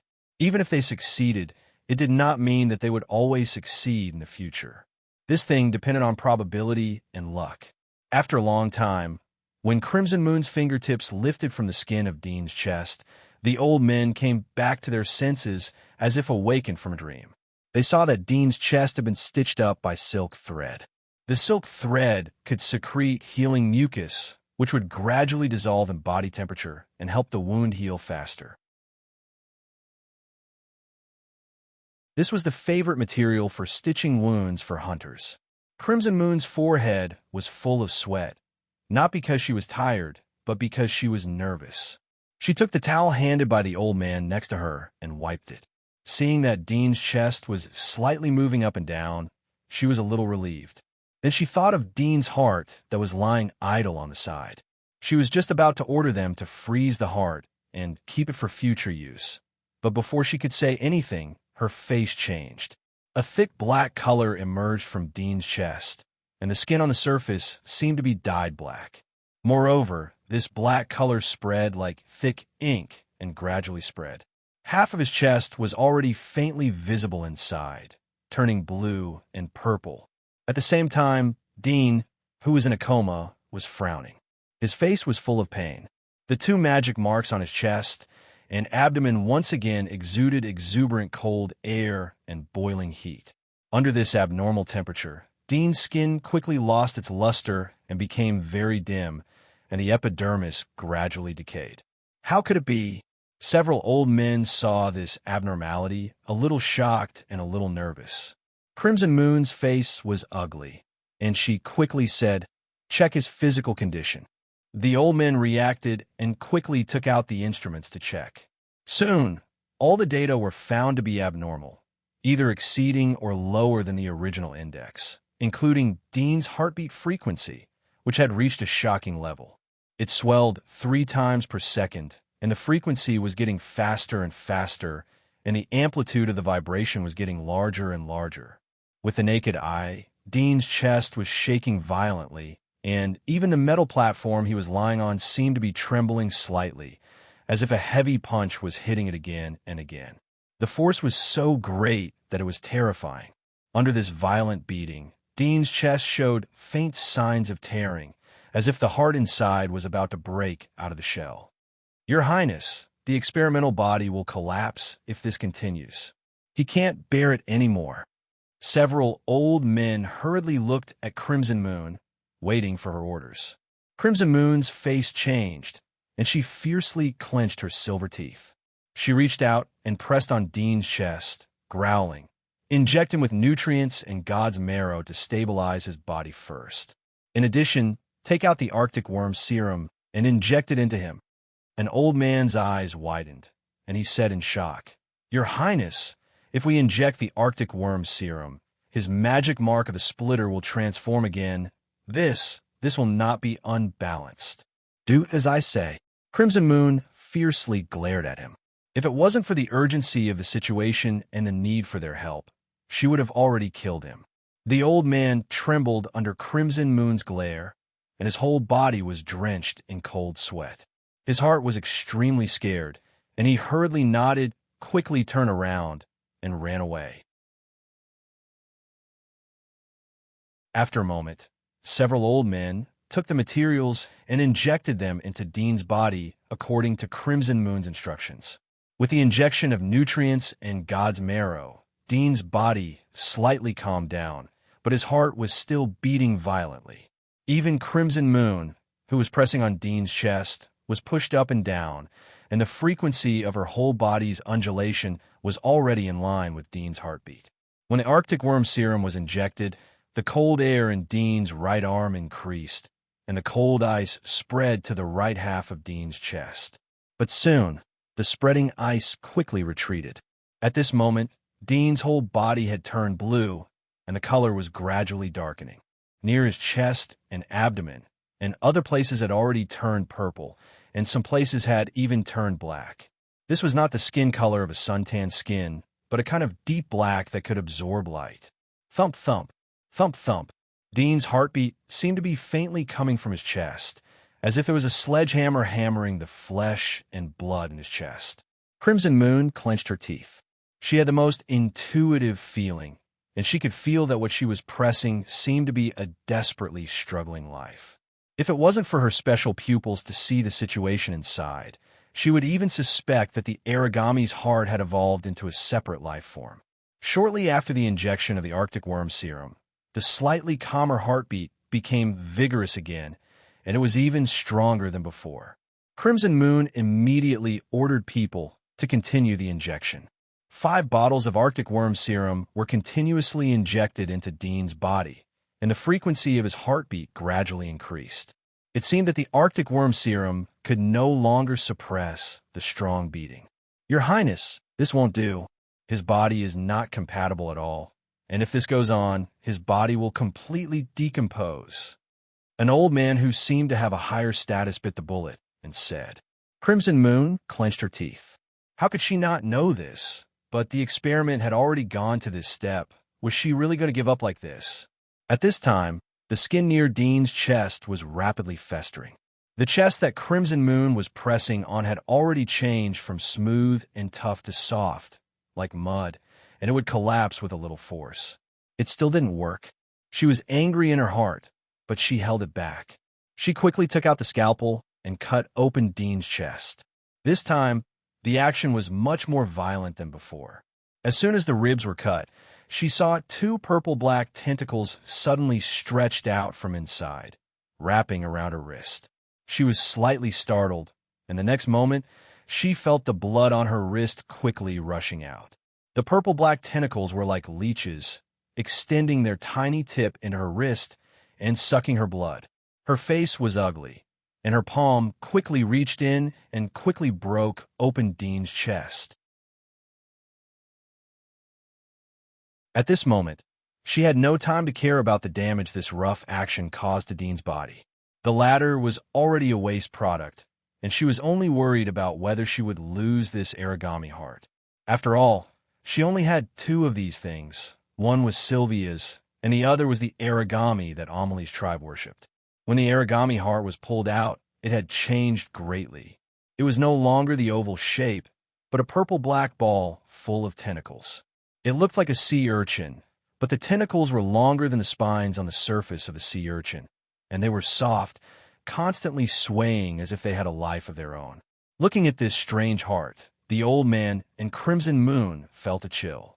Sylvia had died long ago, but her heart was not dead, and it actually hid such a strong vitality. This was the vitality of a god. Crimson Moon took a deep breath, quickly pulled out the purple-black tentacles wrapped around her wrist, and threw the constantly twisting heart to the old man next to her. Keep it sealed. You're tuning in to the Warrior Lore YouTube channel. Don't forget to subscribe and join us on this journey to catch the most captivating stories.